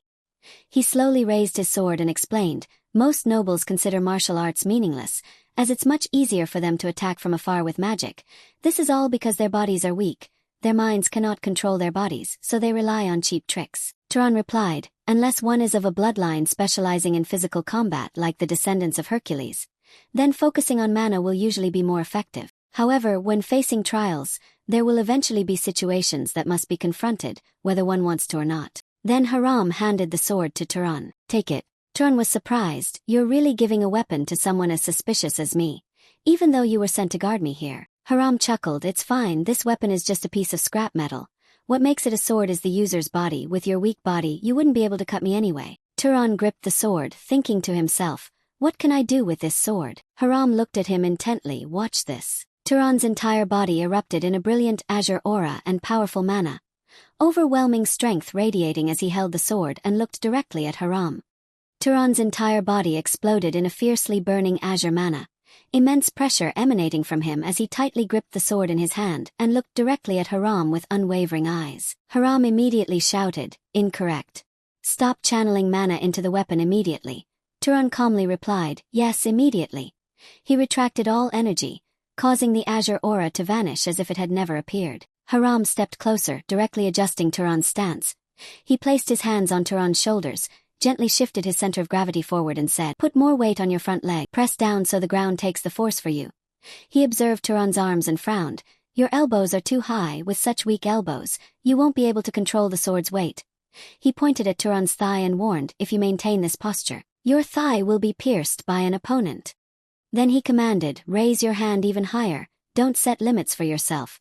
Turan immediately responded clearly, yes sir. Haram nodded slightly, indicating satisfaction. Good, repeat it 10 more times. He continued to remind, don't stop breathing, channel your breath directly into your muscles. The seasoned guard stood nearby, observing and secretly assessing Turan's body as an ideal vessel, if the opportunity arose. He wanted to fully utilize this body's potential. Haram explained sternly, mana is just a small trick. Mages often mistake their physical abilities as a given, but that's just the minimal function the body naturally possesses. A properly trained body can tear through the battlefield without using mana. You need to understand that difference. Turan gasped for breath due to the intensity of the training but still replied, I will remember that. Just then, the heavy doors of the temple opened. Aziz's mother entered the room with a serious expression. She bowed deeply and said, please forgive me. I have done the unforgivable to the benefactor of the family. Turan remained calm and replied, I am the one who should apologize. I guess young miss is not injured. It is indeed inappropriate for a guest to behave like that. The Burke patriarch said, Maisa wants to apologize to you directly. Do you have time? Then Turan met Maisa alone in a large living room. She stood by the window, her eyes showing a hint of confusion. This situation is so messy. I heard you were detained in the temple because of me. I'm sorry for causing unnecessary trouble. Turan approached and said, it was necessary. I am just glad you are safe. Maisa looked directly at him and asked, the magic yesterday, specifically the magic that caused animals to rot, was that an unannounced bloodline magic? The mana consumption was absurdly high. Were you lying to me? Turan shook his head. No, if you understand its principles, you can also use it much more easily. Maisa scoffed lightly, if you don't reveal the method. There's no proof that it's not bloodline magic, right? Turan replied, I'm not particularly interested in winning or losing. Maisa looked confused. What do you mean? If things end like this, my reputation as a princess of Arabion will be affected. She proposed, if you tell me the secret of that magic, I will teach you one of Arabian's secret arts. Turan smiled, if you say so, then fine. He began to explain everything that was needed to execute that magic. Maisa held the mouse in her hand and said, basically the root of this magic is biological enhancement magic. Right, you used microorganisms that are invisible to the naked eye, right? Yes. She sighed and admitted, no wonder I used it without understanding it clearly. That's why it turned out like this. It's so frustrating. Consider me defeated by you. Even though I finally succeeded, it was entirely by force and coercion. Turan said, I already included that in the betting conditions. Maisa immediately objected. That's not right. When discussing magic skills, we don't count mana poured in so recklessly. She shyly suggested, can you tell Aziz that the match was a draw? I don't want to see him get smug. Turan nodded in agreement. Then to compensate you, perhaps I should use this. Then Maisa took out a comb and brushed it through her hair to illustrate and explain. As you can see, when two objects rub against each other long enough, they create a phenomenon of mutual attraction. But before she could explain further, Turan said it was static electricity. Maisa's expression immediately froze in surprise. She asked, you already knew? Turan confirmed yes. Maisa mumbled, this alone is considered one of the profound secret arts of my family. So I need to think more about how to repay you. I must find something you don't know. Finally she proposed, until I figure out a suitable compensation, let's practice together from now on. She quickly added, this is just to repay my debt. It's not because I particularly need you. Turan smiled and agreed, okay, let's meet in the garden in the afternoon from tomorrow. Then Turan was invited to an extremely luxurious dining hall. Aziz's mother said humbly, the meal is nothing special, but please eat your fill. Aziz looked at the table and asked in astonishment, why is it prepared so lavishly? I've never even seen a meal like this for my birthday. Anyone would think that the Burke Lord is a royal family. Shut up, you brat. Turan looked down and was also overwhelmed. Well, this is indeed not an ordinary meal. The patriarch turned to Turan and asked, shall we continue our previous discussion? Did my son promise to give you a powerful artifact in return for saving his life? Turan confirmed yes. She asked if you had any specific requests. Turan replied, I want an artifact that supports defense. It is easy to harm others with magic, but it is much harder to protect oneself. If possible, I want something that can protect against surprise attacks. The patriarch said, I have made similar items before, so it's not difficult, but it's not immediately available. Aziz suggested, then can I make it for him myself? His mother immediately stopped him, if you don't want to affect the honor of the Burke family, abandon that idea. Aziz's big brother, Mello, raised his hand to take the job. I will make it myself. I just completed a commission from the main family, so I am free now. So how will it be constructed? Mello explained, to defend against surprise attacks. It is best to have something that can be carried at all times. I plan to inlay mana into jewelry such as rings, earrings, or necklaces to create a function that activates the defensive power of the guardian bloodline. The patriarch accepted. How long will it take to complete? please give me 1 month. She remarked that there's nothing more awkward than parents bragging about their children, but Mello is already a talented mage no less than myself. He is a child with innate talent comparable to a clan leader, so you don't need to worry. In other words, a bloodline leader mage creating magic will spend a full month crafting this equipment for you personally. Turan said, thank you very much, but an artifact crafted by the clan's top mage for a whole month, perhaps it's too much, the patriarch replied. It's not too much at all, my son's life cannot be taken so lightly. Please stay with our family for a month as a distinguished guest. Feel free to make yourself at home. The next morning, as Turan and Aziz walked down the street, Aziz said, my mother seems to like you a lot. Last night I told her about your talent and how you always train diligently. Initially she looked down on you as a wandering noble without backing, but now that view has changed, Turan remarked. It seems like she wants to recruit me into the family. Aziz confirmed, yes, my mother often shows generosity to make others indebted, and then introduces a beautiful young miss to attract them to join the family. Many elders have been tamed that way before. Turan felt troubled, but Aziz reassured him, well, don't overthink it, that magic equipment is just a bribe. It's not like they'll force you to marry after receiving it. My mother isn't that uncouth. Aziz asked, do you have any plans for today? Turan replied, I have a practice session with Maisa in the evening. Great, then come patrol with me for a bit. Zablin may not be the capital, but there are many fun things to do. Don't tell me that on such a beautiful day you're holed up in your room just to practice magic all day. Well, yes. Aziz laughed heartily, there's still plenty of time. Come for a walk with me, life is short. It's a waste not to enjoy it, you know. Two people went to the casino, but Turan shook his head and refused, I'm not playing. They went to a lively bar again. Aziz drank alcohol, but Turan still shook his head. The two continued to wander everywhere. When passing by the market, Turan suddenly stopped in front of a large poster. He stared at the face of the person drawn on it. He thought to himself, is this the Kiorn I know? Don't tell me that's the famous knight Kiorn. Then the two went to watch a play. Going back to 1995 when the heroes came to the Desert of the Demons. The play told the story of a knight defeating enemies in the desert with the help of God. When the play ended, Turan clapped enthusiastically and said, that was great. He recalled what Kiorn had said. I'm just an ordinary knight, he thought. He's being too modest. Someday I have to ask him if that story is true. Early the next morning, as soon as Turan opened his eyes, he saw Haram standing there looking at him intently. Haram asked, has your body rested enough? Yes, why are you here? Yesterday I realized your body has great potential. It's time for serious training. Follow me, don't tell me we're going to train. Haram nodded, a body cannot get stronger just by resting. It only gets stronger when I train it. Don't you like it? No, let's go. He thought that training would bring more benefits than just having fun. Just then, Aziz burst into the room cheerfully saying, there's a great show today. But when he saw Haram, Aziz's face immediately turned pale with fear. Why are you here? Haram said coldly, I was just about to ask him to train. Your weak body needs training too. Wanna come? Aziz nervously made an excuse. No thanks, I just came back from outside, so my body hasn't recovered yet. I'll be going now. After saying that, he quickly ran out and hid. Turan initially watched with confusion, but after a moment, he understood the reason when Haram took him into a high-intensity training session, so that's why. Haram stood high above supervising, while Turan had to do push-ups while lifting giant weights on his back. Haram yelled, don't listen to your body's complaints. Do it one more time. Turan groaned in pain, but Haram remained strict. If you give up after just a little pain, it means your mind is being controlled by the weakness of your body. Push yourself one more time. After completing the final repetition, Turan collapsed on the floor, panting, his face pale with exhaustion. Haram looked at him and asked, are you tired? Turan replied, very tired. Haram smiled and explained, you should feel lucky that you are a mage. For mages, one training session is enough.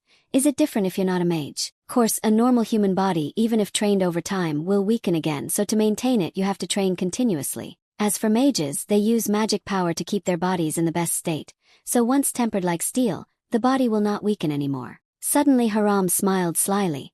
Okay, I'm sure you've rested enough, haven't you? His face immediately turned pale. No, I just rested. You've rested enough, your body can't lie. Now I will teach you how to use weapons in combat. Turan screamed in despair as the training continued with even higher intensity. The following days at the Stride family passed very busily. Every morning, Turan trained with Haram in a special space where the body's weight was multiplied several times. Just one wrong step could cause the whole body to sink into the floor. In the evening, he returned to the mansion to practice magic with Maisa. She taught him how to generate electricity by rubbing his fingers, causing a yellow lightning bolt to flash between his hands. Before he knew it, 3 weeks had passed. Turan tried to shoot lightning at the target, but kept missing. Misa stood behind and commented, "It seems you're having more trouble than expected." Turan chuckled bitterly. "Perhaps because I'm not an Arabian." Misa admitted, "Even I find it difficult to guide. Because I've never thought about controlling magic in this way, just shoot and hit." Just then, a man appeared and called for Princess Misa. He turned to Turan and asked, "Mistress, this man is?" Misa frowned and asked urgently, "Speak quickly. I've said that during the recovery period, members of the main family are forbidden to bother me." "Yes, but the clan leader has summoned you. What is it? If it's a trivial reason, I won't let it slide." The man reported in panic, "The situation is urgent. The Dark Elves are devastating the south. 3 cities have fallen. The main family is preparing to gather an expeditionary force." Turan's expression turned serious as he thought, "They've appeared already." After hearing everything, Misa nodded, "I understand. Tell them I'll be back immediately." She turned to Turan and added, "I think I have to go now. Oh, speaking of which, I should pay for that disgusting decomposition magic, shouldn't I?" Having said that, Misa clasped her hands and looked directly at Turan, asking, "Do you know that electricity also flows in the human body?" Turan was stunned and replied confusedly, "Electricity, what do you mean?" Misa calmly said, "You don't know? Well, that's understandable. This is a secret of the Arabian family. How about this? If I teach you that technique, it'll count as clearing your debt. It will definitely be very helpful." Turan thought for a moment and then nodded, "I understand." Misa began to explain, her tone firm, sharing all she knew. When a person sees or senses something, that part sends a tiny electrical signal to the brain. If it's through sight, the signal goes from the eyes to the brain. If it's smell, from the nose to the brain. She continued to describe the entire process in detail. Knowledge that sounded both mysterious and profound. The brain receives sensations through those electrical currents. Then the brain sends electrical signals back throughout the body to command movement. Turan listened intently to every word, concentrating absolutely, though he still didn't fully understand. He was sure it had its own reasons. The information in the library initially recorded something similar. Perhaps this is part of the natural law inherited by the Arabian family. So what if we use magic power to accelerate these electrical currents? Our perception and reaction speed will increase. Right, precisely. You're more suited to be a scholar than a warrior, aren't you? Well then, I'll demonstrate it for you right now. I'm very curious to see how quickly you'll grasp it. Then, as if wanting to grasp the concept deeper, he closed his eyes, concentrating on repeating the idea in his mind. A tiny electrical signal. As the thought was still echoing, the change became evident. Electricity began to spread across his face. It was weak at first but quickly grew stronger. In the very next moment, his eyes blazed, crackling with lightning-like energy. The surrounding air fell into an unusual stillness, as if frozen by the sudden surge of power. Turan stood there facing Misa. She looked at him calmly and asked, "How do you feel?" Turan stood dumbfounded, as if pulled into a completely alien state. "Have you felt the difference?" In his mind, only one thought echoed, "What is this?" Suddenly, a sharp pain shot through his head. Turan immediately clutched his head, trying to endure the terrible headache accompanied by a surging sensation. Misa maintained a calm tone as she explained, "It seems you've succeeded. That's because you recklessly poured out mana, which caused a backlash. It will surely be difficult to adjust now due to the headache, but once you get used to it, you'll be able to maintain it for quite a while." Turan was still trying to comprehend what he had just experienced, muttering to himself, "No matter how I think about it, this is too valuable for what I gave you." Misa chuckled softly, a hint of amusement on her face. She floated into the air and said, "This is just an investment. Since you seem to have some talent," she continued from above, "if you learn even more terrifying magic later on, I will take it all back, including this debt." Having said that, Misa flew away quickly, disappearing from Turan's sight in the blink of an eye. The scene shifted to a vast and peaceful blue sky, a stark contrast to what had just transpired. Beneath that sky, a massive crowd was gathered in a place exuding an atmosphere of unease and anticipation. This is Morgan City, the center of the Dacian Plains. The crowd was chanting slogans in unison, their voices echoing through the air. "Long live the Arabian family! Long live the Arabian family!" It's just a send-off ceremony for a dark elf hunt, yet it looks like a victory parade. Look at their enthusiasm. As he finished speaking, Aziz's gaze shifted forward and suddenly lit up with excitement. "It's Misa, Misa is here." But before he could do anything further, a man grabbed his hand tightly and said, "Aziz, maintain some aristocratic dignity." Aziz tried to respond, his voice full of emotion, "Father," but he couldn't finish his sentence. At this moment, an announcement boomed throughout the area. "The patriarch is entering." The entire atmosphere instantly fell silent. The soldiers immediately snapped to attention. their posture disciplined and proper. Turan observed everything and thought to himself, that person is the current patriarch of the Arabayan family, Badal Arabayan. The man looked straight ahead, his blue eyes prominent even from a distance, but there was something not right about his condition. Turan said softly, Aziz, the patriarch doesn't look well at all. He's so pale. Is there something wrong with his health? Aziz replied, I heard he was severely injured when he fought the Zahar family's patriarch before. But that was a long time ago, perhaps it's just old age now. On the other side, the patriarch slowly raised his hand. All the soldiers acted in unison, an absolute display of unity. All eyes turned towards the sky. A terrifying sight emerged. The entire sky was swallowed by a black veil. The atmosphere became increasingly heavy and horrifying. Believe that I am always supporting you from behind, and move forward. This is the power of the Arabayan family. In that dark cloud, golden lightning began to boom, flashing across the sky. Everyone watched in awe. Then the cheers grew louder. Long live Arabayan, Mr. Lightning, protect your descendants. Turan witnessed the overwhelming display before him, and thought, this is the power of Arabayan. Even though his body was in such a poor condition, he easily enveloped the entire area. This is the absolute peak of magic that humans can achieve. One day I will also reach that supreme realm. The scene shifted elsewhere. Someone reached out and took a bracelet, saying, here, take this. He explained, just wearing it will slightly increase your stamina. If you channel mana into it, the increase will be even greater. At its maximum, it can reach a level equivalent to a guardian bloodline noble. However, it consumes a lot of mana, so it's best not to maintain it for too long. Turan looked at the item with clear amazement. This is truly a wonderful treasure. Something like this is likely not common even among great families. This item is exceptionally well crafted. At this moment, Aziz's mother spoke, looking at Turan and asking, Turan, are you interested in joining our family? This is something I've mentioned before. Turan replied without hesitation, I am very grateful for the offer, but I think it would be very difficult. The aunt nodded calmly, I understand. I've heard everything Aziz told me about you having many things to do, making it difficult to settle in one place. Just consider this the lingering regret of an old woman. Turan said sincerely, I will never forget the hospitality I received from everyone. Master Aziz and the Burke family will always be my friends. She looked at Turan gently, yes, that is enough. Not long after, Turan began to leave this place. As he stepped outside, both the instructor and Aziz came out to see him off. He walked over, tossed him a weapon and said, keep this. It's a magic tool, it doesn't have any major functions. But it's very durable, and the blade is quite sharp. Turan caught it, thank you sincerely, thank you. He put it into his storage space, then turned to the instructor and respectfully called him master. The instructor merely smiled with satisfaction. Then he left without another word. Aziz remained. He walked up and handed Turan a set of clothes. Here, this is for you. Turan asked in surprise, what is this? Aziz smiled, you said you were envious of my clothes, remember? They don't get dirty easily, and if they get slightly torn they'll self-repair. This is a full set of shirt and pants for you.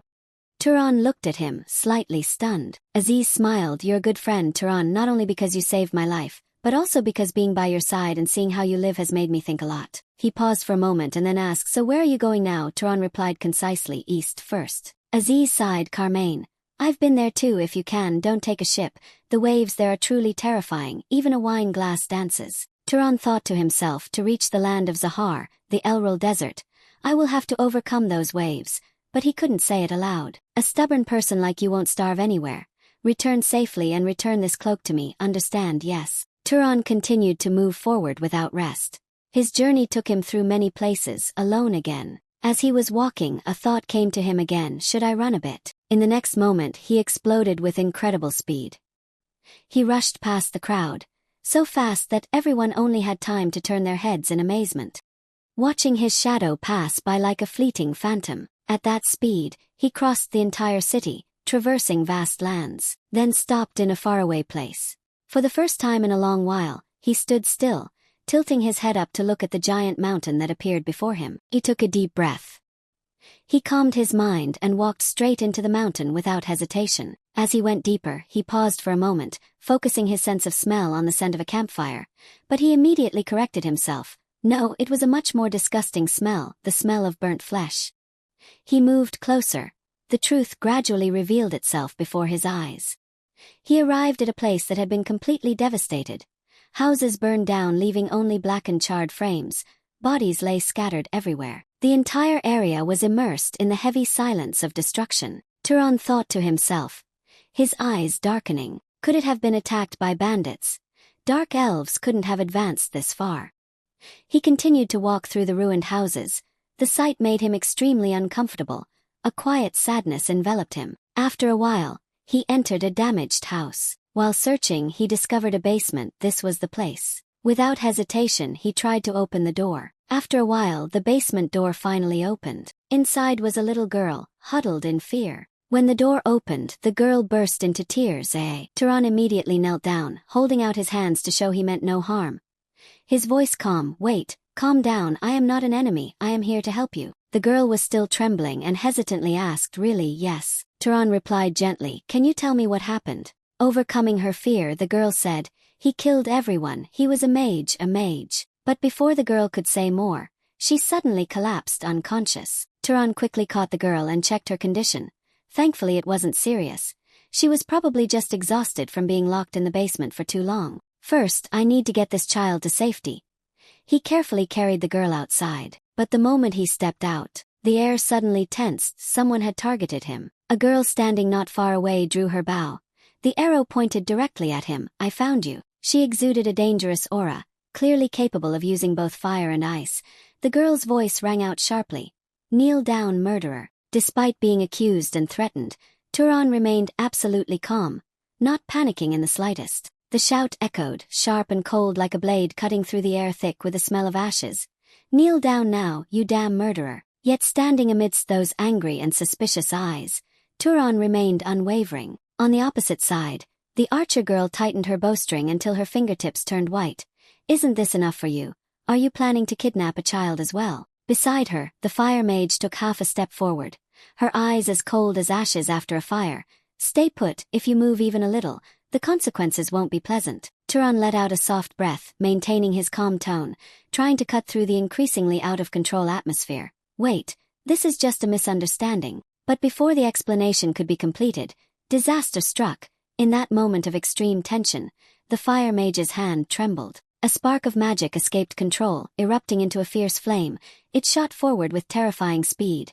A blinding light tore through the space.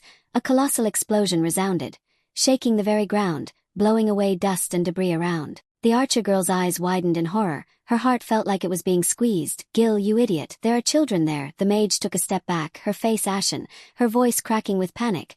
No, I lost control, I didn't mean to. But as all eyes turned forward, everyone was stunned into silence. The flame that should have consumed everything was stopped with ease, not by a complex energy barrier or high-level magic, but simply by a hand. Turan stood there, as silent as a statue in the eye of the storm. An artifact in his hand glowed faintly, forming an invisible shield that completely nullified the explosion's impact. There wasn't a scratch on his body.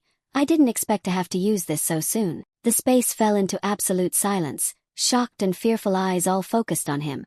You really stopped it, with just your body? Trembling whispers echoed as if no one dared to believe what they had just witnessed. As for the archer girl, her mind was in turmoil. What kind of magic was that? Could it be a bloodline ability? Turan took a step forward, his voice soft. I am not the one who attacked this village, I repeat. This is a misunderstanding. He paused for a moment, his gaze turning cold. But if you continue to attack, I will no longer just stand and defend. The archer girl tightened her grip, a vague sense of unease creeping into her heart. Her gaze slowly shifted to the unconscious child in Turan's arms. After a long pause, the girl lowered her bow. It makes sense. Her voice softened, no longer as sharp as before. If you were the culprit, there would be no reason for you to be here saving a child. She took a few steps forward, her eyes still wary but less confrontational. I am Bisen, and you are Turan. The name was answered concisely, devoid of emotion. Bisen nodded slightly, but her eyes remained scrutinizing, even though the circumstances were not in his favor, as all evidence at the scene pointed against him. How can I trust you? Turan replied without hesitation. Just ask the child when she wakes up. Seems she saw the one who actually caused this. Bisen froze. What? The child saw the arsonist, the arsonist. She frowned, her eyes momentarily shaken. Don't tell me you don't know who he is. I don't know. The straightforward answer made her sigh. He is a mad mage who committed this crime. In the past few months, he has continuously attacked remote villages, burning the residents alive. The air around them turned cold, leaving no survivors. No one knows if he is male or female. Only a single name is known, the arsonist. Just then the little girl behind them stirred slightly, her weak but clear voice echoing, "Ah."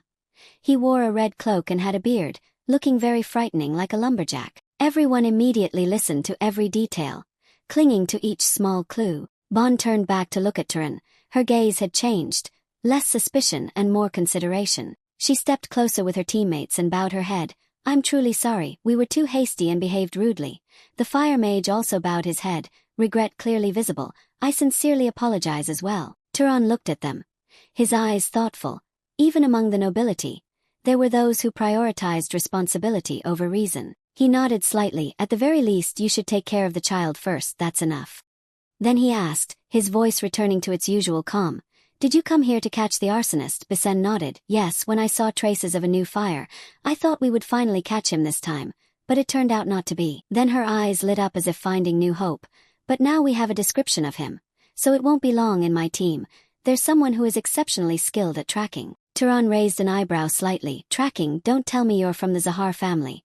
Then why are you in a place like this?" Bisen shook her head, her voice firm. "No, I am Bisen Carmen from the Carmen family, and these are my friends from the Chunal family." She briefly explained the Asha bloodline, a weak branch from Zahar, inclined towards tracking but lacking the ability for stealth. In the family, it's called the primal bloodline. Suddenly, her gaze became more serious than ever. "More importantly, I have a proposal for you, Tun. Can you help us hunt down that arsonist? You can have the entire bounty after capturing him. I can even give you my share of mana. What I need right now is only the merit." The space fell silent for a few seconds. Turan began to ask, "Do you know how strong he is, at least a noble-level mage? Among the villages he has raised, there were villages protected by many knights, yet all were slaughtered, leaving no one alive." In Turan's mind, a thought began to form, someone who can kill many knights. Perhaps he is the opponent I need.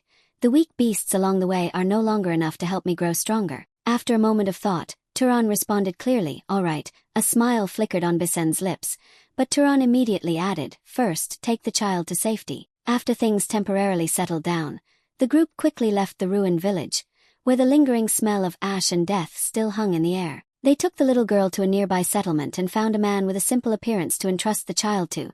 Turan didn't say much, just quietly handed over a bag of money. His voice deep but firm. "This is enough to raise the child until adulthood." The man nodded eagerly, his eyes shining at the money before him. Of course, you can trust me." But as soon as he took the money bag, Turan's eyes narrowed in warning. "I'll be back to check in a few years, so you'd better consider carefully what you do." His body trembled strangely, fearfully at the threat. The scene quickly shifted back to the burnt-out village. Wind blew through the collapsed roofs, carrying fine ash which floated in the air. Yusei, the tracker, stepped forward, her gaze focused. Every gesture was cautious, as if touching the invisible remaining traces. "How is it? We need to search a bit more." Her voice was low but firm. "Let's go." Bisen immediately asked which direction. Yusei turned and began to lead the way. Her steps were decisive, trying to follow the faint scent lingering in the air. Turan watched from behind, his eyes curious. "How exactly do you track?" Yusa didn't turn back, just replied evenly as if it were the most natural thing. "First, I'll look for footprints. When I reach the main road, I'll follow the remaining scent. If he hasn't changed clothes, ash will definitely still be on him." Turan nodded slightly, inwardly assessing, quite professional. Was it just a lack of basic information that prevented us from finding him before? Suddenly Yusa stopped. The air seemed to freeze with her movement. "Found it." The group started to speed up, following closely behind her. "Wait, Yusa, slow down a bit." The scenery gradually changed. Flat dirt paths gave way to rough, rocky terrain. Finally, they stopped before a dark cave, like a giant mouth opening to swallow the light. Bisen turned back, her voice lowered. "Turan, come with me. Everyone else, stay close behind." The two entered, holding orbs of light that illuminated the path ahead. Their shadows stretched on the cliff walls, distorted and flickering like watching spirits. Bisen asked softly, "Is anyone inside?" Yusa stood behind, hesitating as if sensing something was wrong. There was someone. The answer made the atmosphere heavier. Each footstep echoed in the cave like an invisible warning. And then as they reached the end of the cave, they finally saw him. The mage stood there amidst the blazing torches, his eyes eerily calm. He smiled faintly with his disfigured, burn-scarred face. "What wind brings you to such a desolate place?" Turan didn't reply. He simply asked briefly, "Is it him?" Usa focused for a moment, then nodded. "The scent is strong, it's him." Immediately Bisen drew her bow, her eyes sharpening. I will confirm. Are you the one who recently kidnapped and burned the villagers alive? The mage tilted his head, feigning confusion. I don't know what you're talking about. But before he finished speaking, his hand shot up in a preemptive strike. Flames erupted ferociously. A terrifying explosion shook the entire cave. The pressure sent a few knights flying backward. But amidst that wave of fire, Turan and Bisen stood still as if nothing had happened. An invisible shield appeared, completely nullifying the attack. Seeing this, the mage was momentarily stunned. That one moment was enough for a counterattack. Bisen's arrow flew, so precise it was almost unavoidable. It struck him directly in the leg, drawing blood. The mage fell to one knee, but his eyes flashed with madness. Without hesitation, he activated another of his abilities. The ground trembled, massive stones rose and coalesced into gigantic arms, twisted and heavy as if the earth itself was coming alive. Turan frowned slightly, controlling the earth. Wasn't his ability just fire? The stone arms lunged, carrying crushing weight. He moved immediately, dodging each attack, each blow that cracked the earth. Turan spun in mid-air, drawing his legendary slingshot for a counterattack. The arsonist raised his other arm towards him, but before he could execute the magic, one arm was shattered and completely severed. But Turan didn't stop and continued to leap forward. Magical power continued to surge, this time a completely different energy. Lightning began to dance around his hands. Flashes of blue-white light emanated, carrying destructive power. A bolt of lightning struck his body. The mage cried out in agony. His body convulsed violently before collapsing to the ground. The magic taught by Misa had worked. Bisen tried to crawl out from the pile of rocks and dirt. She directed her gaze towards Turan and the arsonist, who had fallen unconscious after taking Turan's full attack. She walked up to his side and spoke, "All done, I suppose so. I'll handle him, go check on the others." Without waiting for a response, he scattered a few seeds on the ground. They immediately sprouted, growing at an absurd speed, transforming into dense vines that tightly wrapped around the mage's body, immobilizing his every move. Turan approached, his eyes cold. I've locked down his vision and movement, that's it. Turan drew a knife from his pocket and spoke, "Wake up." As soon as he woke up, the arsonist tried to channel more mana to escape. Turan immediately pressed the blade against his neck. "If you dare to channel even a little more mana, I'll kill you on the spot." The mage trembled, his voice hoarse. "Who are you? How did you find me? It doesn't matter, you're the arsonist, aren't you?"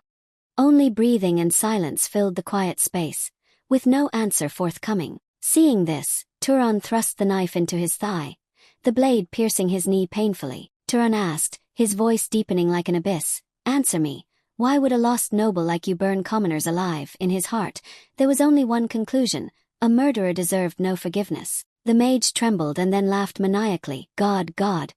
He told me to do this. If I burn the flesh and souls of sinners, I will be with him." The group behind was stunned. What is he talking about? The arsonist continued, his voice filled with madness. "He taught me how to steal the bloodlines of others. Just a few more burnings, and I will have the fire bloodline." Bisen turned away, her face filled with disgust. "He's crazy. How can you steal an innate bloodline like that? To cause so many massacres for such a ridiculous reason?" But on the opposite side, Turan no longer saw him as a madman.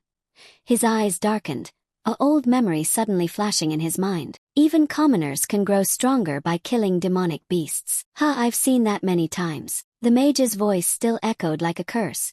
"Just a few more people, and I'll have the power." The air became suffocatingly heavy in that moment. A thought slowly formed in Turan's mind. These are not just the words of a madman. His gaze slightly lowered. He thought to himself, perhaps I've just touched upon the true secret of this world. Without hesitation, Turan immediately raised his knife and ended the mad mage. His lifeless body collapsed to the ground before everyone's eyes, blood splattering everywhere. The horrific scene made quite a few in the group feel uneasy, their stomachs churning with discomfort. A man in a worsened condition found himself surrounded by people asking questions. He tried to explain in a trembling voice, "Killing someone who was bound and defenseless. It was a bit too cruel, it's like we're slaughtering them." Hearing this, Bisen immediately intervened. "Don't say such foolish things, we almost all died here, and you're feeling compassion for him. Moreover, considering the number of people that bastard has killed, even flaying him alive would be too gentle." Then Turan quietly turned and picked up a book that had fallen on the ground. He slowly opened each page and read it. This much is certainly enough to prove he is the arsonist. He flipped through each page, muttering, "I've never seen these combination formulas before. Did that voice claiming to be a god teach him all of this?" As he was lost in thought, the female archer's voice called from behind, "Lord Turan." She was calling him to proceed to the next step. "Let's start absorbing." Not long after, the entire group began to absorb mana in their own ways, and a stream of blue magic enveloped the dark cave. Time flew by, and the scene shifted to a man speaking with admiration. "Congratulations, young Miss Bisen. I never expected you to capture the arsonist. A true new star has appeared in the Carmen household." Bisen stepped forward to receive the reward and calmly replied, "You are too kind." Then she turned to Turan and said, "We plan to wander for a while longer, hunting monsters and training." She handed the heavy coin purse to Turan and continued, "What about you? What are you planning to do next?" Turan replied without hesitation, "I'm planning to head straight for Abicha." "Oh, I see." She lowered her voice slightly and whispered, "As I said yesterday about what that madman told me. Will you keep it a secret?" Turan nodded. His voice steady, "Yes, I won't go blabbing about it, whether it's true or not. It's enough to cause a great deal of chaos." Bisen nodded slightly, smiled and bid farewell. "All right, see you next time." With that said, they parted ways, each going their own direction. As he watched them leave, Turan thought to himself, "There's no absolute proof yet, so there's no need to mention it." He continued his journey alone, the air around him gradually becoming scorching hot. It was clear he was entering a desert region after a long journey. Turan muttered, "The air is getting more and more humid." He flicked his fingers lightly, observing the change in his abilities. The power of fire decreased noticeably, while the mana consumption increased. In this area, using fire magic would be quite troublesome. But then he stopped. In his other hand, a large water orb quickly formed with ease. Looking at it, Turan concluded that this type had become much easier. That meant he was about to reach his destination. Before Turan's eyes, a vast port city gradually appeared, ships bobbing on the deep blue sea under the brilliant sun. The town was bustling with a constant flow of people. Inside the tavern, a group of sailors were engaged in lively conversation. One asked, "Are you setting sail tomorrow?" The one-eyed sailor replied, "That's right, we have to go back to that damn horrible desert. Those mermaids kept throwing spears at our ship along the way. Last time the hull was pierced like a honeycomb." Another asked in surprise, "Is it that serious?" An old man sitting nearby grumbled with anger, "And what about those damn pirates?" The one-eyed sailor lamented, "If this continues, instead of earning sailors' wages, we'll have to save money for our funerals. I really need a skilled knight to accompany us." Just then, Turan approached. He stopped in front of the group and asked directly, "Excuse me, are you heading towards the Emerald Desert?" The one-eyed man looked at him and replied curtly, "We are indeed setting sail tomorrow, but the ship is already full of cargo. There's no space for any passengers, and certainly no space to carry extra barrels of wine. Bringing one person means leaving behind 1 barrel of wine. That goes against my principles." Seeing that he was perplexed, Turan calmly placed his hand on a cup. "Hey, what are you trying to do?" But before anyone could understand, the cup was suddenly covered by a strange and overwhelming layer of ice. Witnessing the supernatural sight, the one-eyed man panicked. His face turned pale. Could it be? The men nearby immediately stood up, their voices full of respect. "Please forgive us, a great knight has come to such a remote place." Turan quickly waved his hand. "Feel free to speak to me, I'm the one who's here looking for work." The one-eyed man's attitude immediately changed, becoming more polite. "So, Sir Knight, what brings you here?" Turan stated clearly, "I want to board the ship to the Emerald Desert. I'm not a passenger but as a hired hand. If the ship is attacked by pirates or mermaids, I will provide assistance. Consider that my fare." The one-eyed man sighed honestly. "It seems you've heard, our ship is very poor. We don't even have wages, nor accommodations befitting a knight's status." Turan remained calm. "I don't care about wages or conditions. My only goal is to reach the Emerald Desert." The one-eyed man stood up and laughed heartily. "Really? All right. Then it's settled, you can board our ship immediately." Thus, Turan was welcomed aboard and began his journey. The scene shifted to a place of utter chaos. Many houses were burning fiercely, flames soaring into the sky. A brutal attack by the Dark Elf tribe was underway. The people tried to fight back, but they were clearly at a disadvantage. A frenzied Dark Elf charged, yelling loudly. The knight quickly swung the sword in his hand and severed the creature's body. But immediately after, other goblins attacked relentlessly. The young knight struggled to defend himself with great difficulty. As soon as he cut down one, another would take its place. The situation became increasingly desperate. Their numbers were nearly endless, each one filled with frenzied bloodlust. The knight's face clearly showed anxiety. Damn it, if it goes on like this. In what seemed like a desperate situation, a dazzling golden lightning bolt suddenly flashed across the sky. In the blink of an eye, all the surrounding dark elves were incinerated in the terrifying heat from within the fading light. Mysa appeared with an overwhelming aura. Seeing her, the knight breathed a sigh of relief. "Thank you, young miss." Mysa looked at him calmly but resolutely. "Go back to your unit." He immediately replied, "Yes, young miss," and shot back to the battlefield without hesitation. May still stood there, her demeanor calm yet authoritative. At this moment a man approached from behind, asking worriedly, "Mysa, are you injured anywhere? This is Deputy Captain Kadram of the Arabayan family." When Mysa lightly shook her head to indicate she was all right, he continued, "Don't push yourself too hard. Your life is far more precious than the lives of a few knights combined." However, Mysa didn't care about herself, her voice firm. "I'm fine. More importantly, how is the battle situation?" Kadram replied, "Not bad. At this rate, this area will be recovered soon, although we still haven't found the tunnel." Hearing this, May softly replied in a sharp tone, "When you find it, report to me. I will go there personally." Watching her figure leave, her uncle couldn't hide his annoyance. He muttered irritably, "My big brother has raised this child too permissively. If it continues like this, she will end up just like her mother and brother." The scene shifted back to a ship sailing on the vast sea. Turan stood quietly in a corner, gazing out at the boundless ocean before him. The sea breeze blew, and he sank deep into his thoughts. "Even if I reach the land of Zahar, I don't know where to start looking for clues. I don't even know my father's condition. If I rush into Zahar blindly without a plan, who knows what might happen? The only clues are a few old items and a portrait of my mother. I don't know how long it will take to find information about her with just these things." Just then, someone patted him on the shoulder from behind. It was the one-eyed captain, his tone gentle. "Sir Knight, if you keep staring like that, the seabed will be scorched. What are you thinking so deeply about?" Turan jolted awake and replied calmly, "I was just thinking about how vast the sea is." He chuckled softly. "It is vast, incredibly vast. I hear people from land get seasick just by looking. Can you endure it?" "I'm fine." He continued jovially, "By the way, I heard you're learning how to sail from our assistant, a noble knight learning from tying knots to hoisting sails. He's very excited because he sees you learning very quickly." Turan smiled slightly. "I just thought learning more would be beneficial, and it's actually more interesting than I thought." Just then, a sailor shouted loudly, "It's time to eat." The captain turned back and clapped. "Come on, eat before you work. Everyone go to the mess hall." All the sailors gathered and began to eat their meal. As Turan sat down with them, an old man approached and said, "It's not as good as food on land, but fortunately we have this pickled cabbage. If not for it, we would have all died of scurvy long ago." Turan asked curiously, "Scurvy?" The old man nodded and explained, "That's right, a disease that makes your gums bleed constantly until death. But eating sour food can cure it. Fruits spoil easily at sea, so pickled cabbage is the best option. Although its taste is terrible, we have to endure it." After hearing this, Turan said sincerely, "That's truly fascinating. Where did you learn this?" The old man shrugged. "Someone must have discovered it and it spread gradually. I heard that before people knew this, they even ate mermaids raw." Turan was slightly surprised. "Oh." Just then, a sailor on the mast suddenly shouted loudly, 2 hours ahead, there's a medium-sized ship." Someone immediately asked in alarm, "Is it pirates?"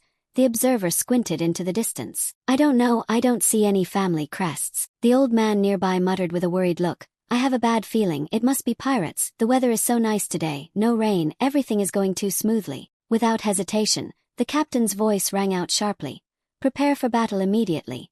All the sailors immediately jumped into position, grabbing their weapons with surging morale. The old man anxiously asked the one-eyed captain, "Captain, what should we do now? Should we turn back and run? They are a little faster than us. If we're chased for too long, they'll catch up. If the wind is favorable, we might be able to reach the nearby island before they catch up." The captain did not answer immediately but turned to Turan. "What do you think of this situation?" Turan replied calmly, "As long as they don't have any knights or nobles, it's not a problem." Hearing this, the captain clenched his jaw and gave the order, "All right, turn the ship back, we will meet them in battle." The entire crew erupted with spirit, shouting Turan's name, their fear replaced by a fierce determination ready to charge into battle. At the same time, on the opposite pirate ship, they had prepared their weapons. They stood waiting and staring at them. "Hey, stop the ship, hand over all your money, and I'll spare your lives." Turan asked softly. If we surrender, will they truly spare us? The first mate chuckled bitterly. Does cutting off our legs and throwing us into the sea count as sparing us? Turan nodded slightly. Just as I thought. Having said that, he stepped forward without hesitation and leaped onto the pirate ship. The pirates startled and retreated, yelling in panic, Who is it? What are you all standing there gawking for? Everyone charge and kill him for me. But before they could react, countless sharp ice shards were formed from the water of the vast sea around them. The ice shards lunged like an unstoppable barrage of bullets, piercing the pirates' bodies like fragile pieces of paper. The pirates fell one after another, unable to resist even the slightest. Watching them fall, Turan said coldly, If they are this kind of people, I have no need to show any mercy. After countless pirates were slain, the remaining ones simultaneously turned their hateful gazes towards Turan. Among them, fear began to spread visibly. One of them stepped forward and shouted to his companions, Don't be afraid anymore, you fools. If we can't kill him, we're all dead for sure. That shout seemed to dispel all hesitation. Cornered, all the surviving pirates charged forward at once like a flood. But Turan remained standing still, his gaze cold and calm, as if it were all just child's play. Just then, a thin stream of water appeared before Turan, rushing forward. Before the pirates could even touch Turan, the stream of water transformed into a sharp ice sword in Turan's hand. With just one clean slash, the pirates in front were instantly cut in half. From behind, a roar echoed, Don't stop, kill him right here. Encouraged, another group charged forward. But the result was still death in the blink of an eye. Both were impaled and emerging. Another with a spear charged straight at Turan. Turan calmly blocked. The ice sword in his hand swung and finished him on the spot. Turan spun around, using the same spear to stab back at another who was charging. However, the number of pirates was still very large. He jumped back, dodging the downward slash, but the pirates clung to him like hungry leeches, realizing he couldn't deal with them one by one easily. Turan unleashed a powerful forward attack. His sword turned liquid, extending into a sharp thread that swept across the pirates. The terrifying force wiped out a large number of pirates in an instant, cutting them in half, their bodies falling like heavy, useless pieces of meat. Amidst the chaos, a pirate pretending to be dead suddenly leaped from behind, grabbing Turan tightly. He raised his dagger with the intention of stabbing Turan's neck. But at that very moment, a grim truth struck. Two other pirates charged immediately, their swords and spears thrusting directly at him. Thinking victory was assured, but no, the dagger in his hand couldn't pierce Turan's neck. Turan's eyes were now filled with killing intent. He glanced back coldly. He was bewildered, unable to believe it. Why can't the dagger pierce it? But before he could understand what was happening, Turan struck. In a flash, Turan killed both the one holding him from behind and the two charging from the front. It all happened too fast. No one had time to react. Turan's slashes were sharp, precise and almost impossible to follow with the naked eye. Fresh blood splattered all over Turan, dyeing him red from head to toe. Yet the more blood he was covered in, the colder and more terrifying Turan became. His face remained lethally calm, his entire aura making anyone who looked at him tremble with fear. The scene of slaughter was now only filled with screams of agony that then fell silent. Soon after, all the pirates on the ship were annihilated. Not a single one left alive. From Turan's body, a terrifying killing intent radiated, so heavy it made the surrounding air suffocating. At this moment, sailors from the other ship began throwing ropes to board. As they set foot on board and witnessed the scene, the captain couldn't help but say, You really cleaned up too well. Are you planning to take up cleaning as a profession? You cleaned up so thoroughly that my sailors have no work left to do. Truly terrifying. Long live the night. All the sailors immediately shouted in unison, their voices filled with excitement and admiration. Long live the night, those scoundrels, they deserve to die. A sailor approached and said respectfully, Sir Knight, you should see the ship's doctor first. Turan shook his head calmly, No need, I'm not injured at all. It's all pirate blood. A while later, the sailor reported in detail about the ship that had just been captured. The captain brought Turan into the cabin and explained clearly. This ship was originally a merchant ship that disappeared from Ibiza a few years ago. Pirates repainted it and used it for crimes, truly the habit of scoundrels. Since you handled it all by yourself, the ownership of this ship completely belongs to you. Congratulations, you are the new captain now. Turan heard this and showed no sign of joy or excitement. Is that so? He just looked at the captain and asked directly, his voice almost indifferent. So what should I do with it? The captain smiled and offered a few options. One is you can take it back to Abia and return it to the old owner after some pleasantries. You will receive a handsome reward, but the procedures with the officials will certainly be very troublesome. It will probably take 1 to 2 months. In my opinion, the best way is for you to sell it in the Northern Sea Islands, where ships are greatly needed. Naturally, selling it to the person who needs it most will fetch a higher price. However, to steer such a large ship, I have to use my crew to operate it. Turan thought for a moment and nodded. Anyway, I can't steer it alone. If you use your men, I will pay them accordingly. The captain laughed heartily with satisfaction. You are indeed a sensible person. If you give the crew a share of the profit as service fees, I will take care of everything. Turan proposed directly. Then I will hand over the entire sail to you. Will you take 20? The captain smiled brightly. Haha, how could I refuse such a bargain? I know many people there. I will surely sell it at a good price. Just then, a sailor rushed in, shouting, Captain, there's a mermaid. The captain startled and stood up. What, even mermaids are attacking us? No, the pirates caught a mermaid and are keeping it in the ship's hold. Both the captain and Turan were surprised. Without hesitation, they immediately went down to the lower hold. So that valuable item is in there. Yes, I just received the report, haven't seen it with my own eyes yet. Well done. Do you want to go in and see that item, Mr. Turan? Alright. But let me ask, are mermaids sold at a high price? Ah, if it's a beautiful mermaid, then it's indeed true. Those rich old nobles on land are very fond of this kind of thing. Anyway, mysterious things pique their curiosity. They say mermaids have a deadly charm. The compartment door slowly opened. Please come this way. Turan froze and watched intently. Before them was a very small merman, tightly bound. The captain sighed. What a pity, it turns out to be a male. This is a complete loss of value. Those rich people have no interest in a mermaid's, unless it's of royal lineage that can transform into a fish in legends. The merman immediately shouted angrily. How dare you look down on me? I am Armani, the 47th prince of the Northern Sea. Show some respect, you barbarians. Turan turned to the captain. Is this kid really a prince? The captain shrugged. He looks like one, but he could also be making it up. The captain stepped forward and asked, Can you transform into a fish, your royal highness? The mermaids. I can't do it right now. Why? The merman replied, Because I'm bound on land like this. How can I transform? I can only transform when I'm underwater and in the best of health. Turan and the captain looked at each other. Is he trying to trick us into letting him escape? So what are you going to do with him? I heard mermaids often eat people. That's true. Then just kill him and get it over with. Anyway, everyone says he's not worth a penny. If he's really a prince, it would be interesting, but what if we believe this brat and let him go, and then he disappears into the depths? We'll look like fools. His hand slowly raised. Streams of magic began to appear threateningly. The merman still defiantly protested, Stop, how dare you? But when he looked at the dangerous streams of magic, his tone also became pleading. I swear I have never eaten anyone, I haven't even had the thought. The air became extremely tense.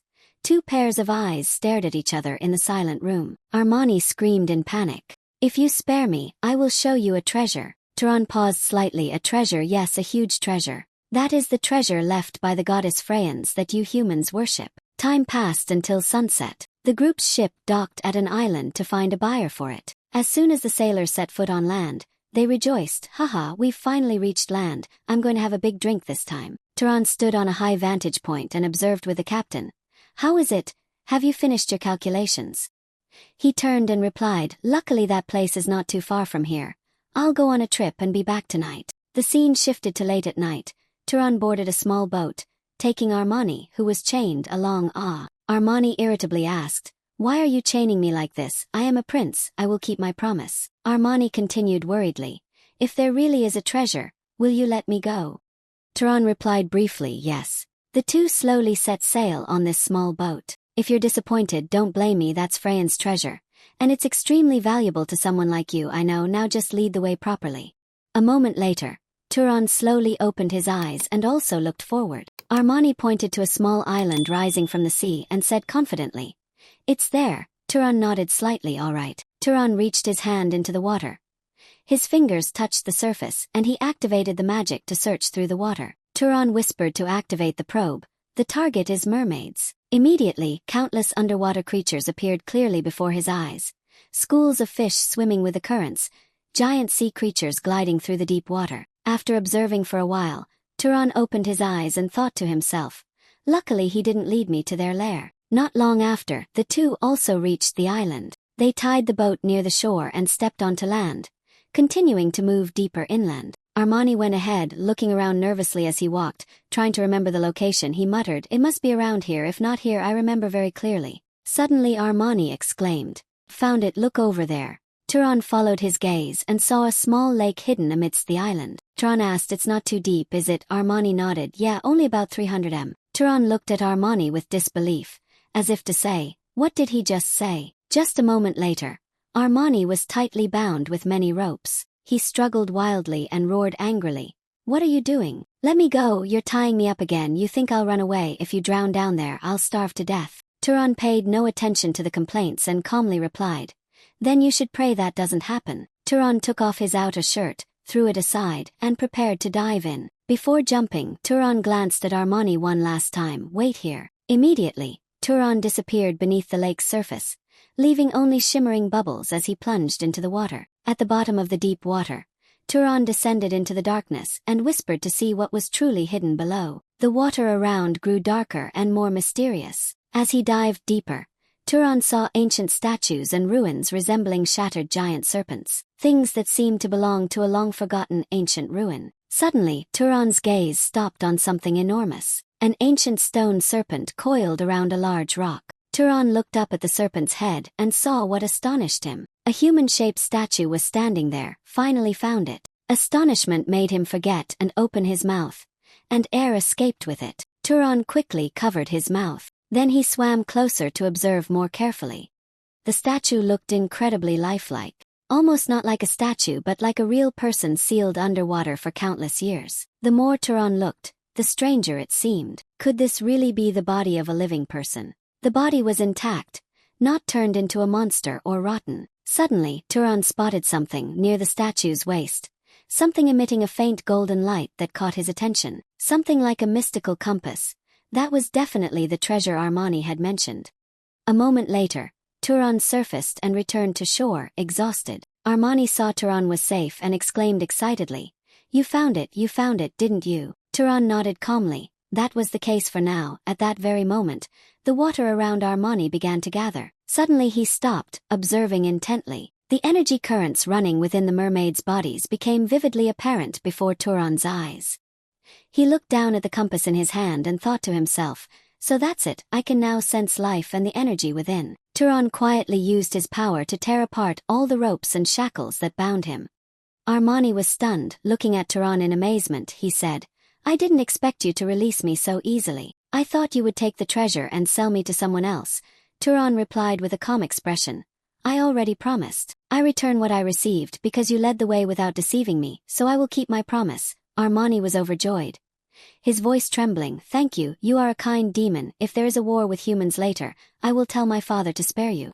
Turan put his clothes back on, sneered, and said something nonsensical. Armani did not reply, quietly walked towards the sea and jumped straight into the water.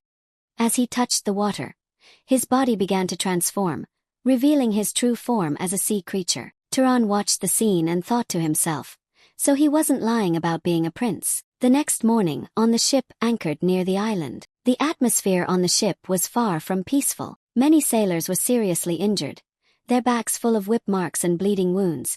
Some could barely stand. Pained groans echoed everywhere. The old man punishing them continued to yell, "Now everyone repeat after me. We will never be late. Resistance means death." Turan had just returned to the ship, witnessed the brutal scene, and asked a sailor, "What is happening?" The person gave a wry smile. "They are punishing those who were late yesterday. Not only late but also caused trouble at the port tavern. This is the result of disregarding the captain's warning." Turan quietly observed the chi energy of each person. Most were blue, but suddenly Turan noticed one person with bright red chi. Turan analyzed and asked, "It's clear they are exhausted. Where is the captain?" He went ashore to find a buyer for this ship. The scene shifted to where the captain was negotiating with a man. As Turan appeared, the captain smiled and introduced, "You're here, Turan, how is the deal?" He calmly explained, Let me introduce first, this is Captain Samuel, who agreed to buy the ship." Samuel greeted politely, "Pleased to meet you, 1,000 gold Zahar coins. We have agreed on a one-time payment." Turan listened and calmly said, "The price is not bad, but there is a problem." "What problem?" "Carrying so much gold is very inconvenient. Can I receive a magical artifact or relic of equivalent value?" Samuel shook his head. "Such precious items are not found here. You will have to go to Komad to get them. Hearing the name, Turan repeated softly, Komad. Samuel nodded. That is the second city of the Zahar domain ruled by the Derman family. They have the bloodline of beast tamers. With this amount of money, you should buy yourself a spirit beast. Hearing that reminded him of his friend's horse, Turan thought to himself, a beast that can understand words would be very useful for the upcoming journey. Back on the ship, the atmosphere had become lighter. The sailors were talking happily. This trip is truly profitable. The pirates suddenly turned into money bags for us. Isn't it thanks to Sir Turan accompanying us? Suddenly there was a panicked shout. Dark clouds ahead. A big storm, everyone prepare. The entire ship immediately descended into chaos. The old man roared, lower the sails immediately and move the cargo inside, quickly. If you don't want to become bait for the fish, give it your all. Amidst the violent storm, colossal waves continuously crashed against the ship's hull, causing everything to sway. Several sailors carrying cargo were knocked down by the waves, almost falling into the sea. But at the critical moment, they suddenly stopped in mid-air. All the cargo and people remained suspended in mid-air, then slowly flew back onto the ship. Turan had used his magical abilities to save all their lives. He calmly commanded, down to the lower deck, quickly, understood. Afterwards, Turan used his abilities to retract all the unfurled sails. He brought all the cargo into the storage in a safe manner in the blink of an eye. Everyone retreat inside. Giant waves like towering water walls were crashing down. The sea had become ferocious, as if wanting to swallow everything. Amidst the ferocious storm, the ship was battered by waves continuously, swaying as if it would disintegrate at any moment. All the sailors huddled in the lower deck, everyone trembling from the cold. At this moment, Turan entered the cabin. Upon seeing Turan, all eyes lit up with gratitude. Thank you for saving us. Turan looked around, his voice calm yet powerful. Is anyone injured? The sailors shook their heads vigorously, but it was clear everyone was enduring great hardship. The captain had also just come down to the cabin, his voice hoarse and tired. Thank you, Tun. If the sails hadn't been lowered in time, we would have sunk. Can we survive this storm? The captain looked at everyone shivering from the cold, then calmly said, now, we can only rely on this ship and the navigator's skill. More importantly, there were the sailors sitting on the ground, trembling with cold. Seeing this, Turan immediately spoke without hesitation. Everyone gather around me. The captain startled and asked worriedly, are you going to start a fire on such a narrow wooden ship? That would be very dangerous. Just control it so it doesn't spread. In the next instant, Turan flicked his fingers lightly. A giant fireball appeared before everyone's eyes. The fire did not spread to cause a conflagration but was perfectly controlled. It radiated a gentle warmth that spread throughout the ship's cabin. The warm heat dispelled the biting cold that gnawed at each sailor's body. Everyone's eyes widened in amazement, and they rushed to warm themselves around the magical flame with happy expressions, as if brought back to life. The captain was stunned by the scene. I have never heard of magic so refined. He looked at Turan and the warm light engulfing the ship, finally understanding the profound meaning of the saying that the elders always reminded them of throughout their lives.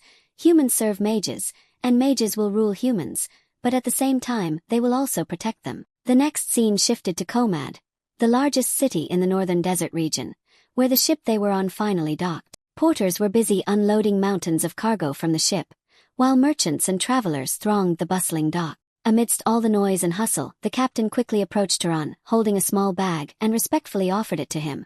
The amount is not much, but please accept this as our payment for your services. The moment Turan looked inside the bag, he was surprised by the amount of money. He shook his head slightly and replied, it's too much, we are helping each other anyway. The captain immediately smiled and explained, the entire crew contributed a little from the money we got from selling that pirate ship. If you don't accept it, the gods will be angry with us. Hearing this, Turan finally accepted the bag. All right, I understand. If we meet again, I will treat everyone to a good meal. The captain burst into proud laughter. That would be our honor. At the same time, the rest of the crew gathered behind the captain and began to shout towards him with admiration and respect. My Lord Knight, we will miss you dearly. My Lord Knight, we will never forget you. Their voices echoing throughout the harbor as eager arms waved in his direction. Turan glanced back at them for a brief moment, silently acknowledging their sentiments before finally turning and walking deeper into the city. Standing on this entirely new land, Turan carefully observed his surroundings. The city of Komad was brimming with people from all walks of life, merchants, mercenaries, travelers, and desert warriors moving through the crowded streets non-stop. As he walked, he activated his newly acquired ability, allowing him to see the flow of life force within each person around him. Countless faint energy streams flooded his vision, but suddenly one presence stood out significantly from all the others. From a man standing nearby, an overwhelming energy flow was emanating, much stronger than that of an ordinary person. Noticing this, Turan slowly approached the man. "Excuse me, may I ask for some information?" The man clearly stiffened in astonishment, overwhelmed by the immense pressure emanating from just Turan's presence. "Are you a knight of the Derman family?" The man hastily bowed respectfully. "Yes, my lord, please command me." After saying those words, Turan calmly introduced himself. "I am Turan, from the Abicha region. I wish to meet the head of the family." Not long after, the scene shifted to the Derman family's mansion. Inside the main hall, Turan was now sitting calmly in a luxurious room. He had changed into new clothes that looked much more refined and dignified. While silence enveloped the room, someone suddenly spoke. "These clothes suit you very well." Sitting opposite Turan was a man radiating an extremely powerful aura from his body. The man introduced himself. "It's a pleasure to meet you. My name is K.L. Derman." For a few moments, the two simply stared at each other in silence. Finally, K.L. Derman was the first to break the silence. "Then, what is your name and lineage?" Without changing his expression, Turan answered truthfully. "My name is Turan Brahms. I come from a fallen lineage of guardians. I heard some rumors and came here to purchase a mythical beast." Upon hearing the explanation, Kale nodded calmly. "Very well, I will have my daughter guide you." However, before the conversation ended, Turan suddenly added, "Did you perhaps see anyone who resembles me?" The moment those words were uttered, Cal's expression changed ever so slightly. "What? You seemed hesitant when you saw me earlier." In that brief instant, the atmosphere in the room became strange. "No, it wasn't like that. I just thought you looked a bit like someone I used to know." Hearing that answer, Turan quietly remained silent. Not long after, the scene shifted again, this time showing Cal's daughter leading Turan through the mansion's grounds. As they walked together, she glanced at him curiously and spoke. "You claim to come from a fallen noble family, yet you seem quite well off, especially since you're here to buy a mythical beast from the Derman family. Is it because your guardian bloodline is well suited for a mercenary life?" While Cal's daughter continued to talk to him, Turan showed almost no outward reaction. His mind was entirely focused on Cal's strange reaction. Whose face had he seen in his own face earlier? Curly hair, slightly large ears, and a straight mouth. "I do have some resemblances to my mother. But would that be enough for him to remember her the moment he saw me? Or perhaps the person this family recognized was actually my father, whom I don't even know the face of." Those thoughts weighed heavily on him as he walked beside her through the vast estate. After a while, Cal's daughter suddenly stopped. "We've arrived. Welcome to the Derman family's mythical beast breeding grounds." The moment Turan stepped inside, his eyes widened just a fraction. This place was unimaginably vast. Vast areas stretched out in every direction, each zone meticulously designed to nurture different types of mythical beasts. Turan looked around in genuine astonishment. "It's incredible. Each enclosure has its own unique ecosystem." As they continued, Turan finally stopped before a particularly impressive horse-like mythical beast. "How much is this one?" the girl replied casually. "Oh, that one. We've put quite a lot of effort into raising it. You will have to pay 4,000 gold coins." The moment Turan heard the price, he nearly froze in shock. His expression completely blank. That was double his entire fortune until now. He had truly thought he had a decent amount of money after all he had earned. He was wrong to think he was rolling in it. As they continued through the breeding grounds, Turan quietly fell into deeper thought. Should he give up on buying the mythical beast? But he couldn't, nor could he cross the desert carrying that chest full of money. A situation that left him torn between two difficult choices, neither of which looked ideal. After a moment's thought, Turan suddenly stopped in front of a much smaller cage located near the livestock area. Inside that cage was a strange beast, resembling a bird. Unlike the other mythical beasts they had passed before, this creature was silently staring directly at him the entire time. Turan narrowed his eyes slightly, then pointed at it and asked, "What about this one?" Cal's daughter replied casually, 1,500 gold coins. The moment he heard the price, Turan's expression immediately changed. Compared to everything he had seen so far, this was unbelievably cheap, truly cheap. Though it would deplete his savings, this was indeed a bargain considering its abilities. After observing for a while longer, Turan asked, "What are its abilities?" "It's intelligent and a good flyer." Hearing this, Turan couldn't help but wonder what kind of abilities that was. However, before he could ask further, she continued to explain, "This is one of the most sought-after species here. But it's overly intelligent. It absolutely refuses to obey anyone it deems dumber than itself. Even as she was explaining, the bird-like beast continued to stare at Turan. Seeing this unusual behavior, Turan slowly approached the cage and said directly to it, "Do you understand what I'm saying? It seems you are indeed very intelligent, even though its appearance is a bit ugly." After saying that, he turned his face slightly to the side and calmly added, "It certainly understands everything. Yes, I even tried to teach it to read, but it refused to learn. I don't know if it didn't want to learn or truly couldn't learn." Still, she looked disappointed looking at the creature. What a waste. It possesses incredible strength for its size, and we fed it plenty of mythical beast meat during its upbringing. It would have been worth many times more if it were obedient to a tamer. At that moment, Turan looked directly at the bird-like beast and asked, "Hey, is there anything you want?" It's useless to ask it. But before she could finish her sentence, the beast suddenly extended one of its claws towards Turan. The girl's eyes widened, completely astonished. Wait, why so suddenly? Even Turan seemed a bit surprised by that reaction, staring at the creature. He asked, "You want me to be your master? I'm not a special person. Is there a specific reason? Fi by you, are you willing to learn to read?" The bird-like beast nodded in agreement. After a while, the patriarch arrived here to perform the master-servant bonding ritual. Streams of magic intertwined in the air. Done. From now on, you two are officially bonded. The iron shackles and magical restraints around the bird-like beast immediately disappeared, freed from the cage. Witnessing the scene, even Kale seemed a bit surprised. It's unexpected that it would obey you so well. Take good care of it. I will, please rest assured. For a brief moment, silence enveloped the area. But then Kale suddenly spoke again. "I can overlook this, but do you have any connection to Talus?" The moment Turan heard that name, his eyes widened slightly in surprise. Talus. However, almost immediately after, Kale shook his head slightly and said, "Never mind, forget what I just asked." Though the conversation seemed to end there, Turan's thoughts immediately became uneasy. Talus. He thought of that person the moment he saw my face. The more he thought about it, the more suspicious the situation felt. After a moment of silent contemplation, Turan finally decided to ask him something directly. "So, my lord, may I ask you something as well?" Kale Durman nodded calmly. "Go ahead." Without hesitation, Turan took out a portrait and showed it to him before asking, "Do you happen to know a woman named Vij?" Kale carefully looked at the portrait for a moment, then immediately replied, "Absolutely not.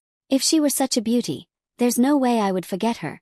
Hearing that answer, Turan quietly lowered the portrait and replied, "I see. Then please give me a moment." Before anyone could ask what he was doing, the bird-like beast suddenly spread its wings and flew high into the sky.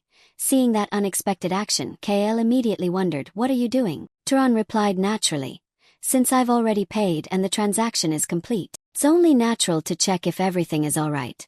The very next moment, he firmly grasped the beast's leg. The giant creature immediately lifted him high into the air, then began to fly forward at incredible speed. Wind roared past Turan as they soared through the sky above the vast grounds of the Durman family. A moment later, the scene transitioned. Turan entered the dining hall. A servant standing nearby bowed respectfully and said, "I hope the meal is to your liking." Just then, Cal's daughter approached and said, "Ah, there you are. How was the flight?" "Good," Turan replied calmly. "It felt like it cleared my head." Immediately afterward, she began to introduce him to some people gathered nearby. "Everyone, this is Turan Brahms. He's from the Carmen side." The moment she said that, someone in the group reacted with surprise. "Isn't Carmen near Arabian?" Before the atmosphere could become awkward, she immediately retorted sharply, "Don't associate our guest with those sparrows." Then, a man walked towards Turan and extended his hand with a friendly smile. "I am Dolph Marin, of a family with a long history." Turan politely shook the man's hand and said, "It's a pleasure to meet you." However, the moment their hands touched, the man suddenly squeezed much tighter than necessary. The pressure in his hand was clearly abnormal, and he was deliberately showing off his strength. Turan realized it immediately and thought to himself, "Is he showing off his strength?" He smirked slightly and said, as expected of a guardian family, "You look quite sturdy." Before the situation could continue, the girl standing nearby suddenly interrupted with an annoyed expression. "I'm not interested in displays of strength, so stop there." Then she immediately changed the subject and asked, "Where is that grumpy eagle? I came here precisely to see it." Hearing this, Turan calmly replied, "I told it to fly around nearby. It must have felt cooped up after practicing riding all morning. If you want to see it, I'll call it over." Not long after, the giant beast bird suddenly flew in and landed on Turan's arm. The moment she saw it appear, the girl's eyes lit up with excitement. She repeatedly called the creature to her, clearly expecting it to approach immediately. However, no matter how hard she tried, the bird completely ignored her and had no intention of coming closer. Seeing that reaction, she became clearly annoyed and yelled, "You stupid bird brain, what do you think I lack that you're acting like this? I can take better care of you than a fallen noble, and yet you chose him." Watching her lament enthusiastically, Turan quietly thought to himself, "Stay calm." Not long after, the scene shifted to the dinner table. Everyone had gathered while discussing various issues happening throughout the region. The atmosphere was lively even though the topics themselves were anything but peaceful. It's been noisy lately due to the dark elf tribes in the west, and the Arabian punitive forces as well. I heard their commander is that scrawny Misa. The moment that name was mentioned, the woman sitting nearby spoke with open hostility. "I hope she gets assassinated this time. It would be wonderful if that hag died. She's all skin and bones. It probably wouldn't be hard for her to die alone." Looking at that horribly hideous face, "I pity anyone who has to marry her." The conversation around the table continued casually despite such cruel remarks. Someone added, "Anyway, those people are more at ease because they already have heirs. As for us, we still don't know if it will be Ramon, Alma, or Perga. I wish Lord Talus would make a clear decision already." The moment that name appeared once again, Turan turned to Cal's daughter and asked, "Who exactly is this Talus person?" "Ah, he's the clan leader's younger brother, currently serving as deputy leader of Zahar, but in reality, he's the one actually leading the clan." The moment she said that, Turan's thoughts became more complex than ever. Before that, K.L. Derman himself had suddenly asked if he had any connection to Talus right after seeing his face. And now, hearing everyone talk about him so seriously, the mystery surrounding the man only grew larger in Turan's mind. Could my own father be a figure much greater than I imagined?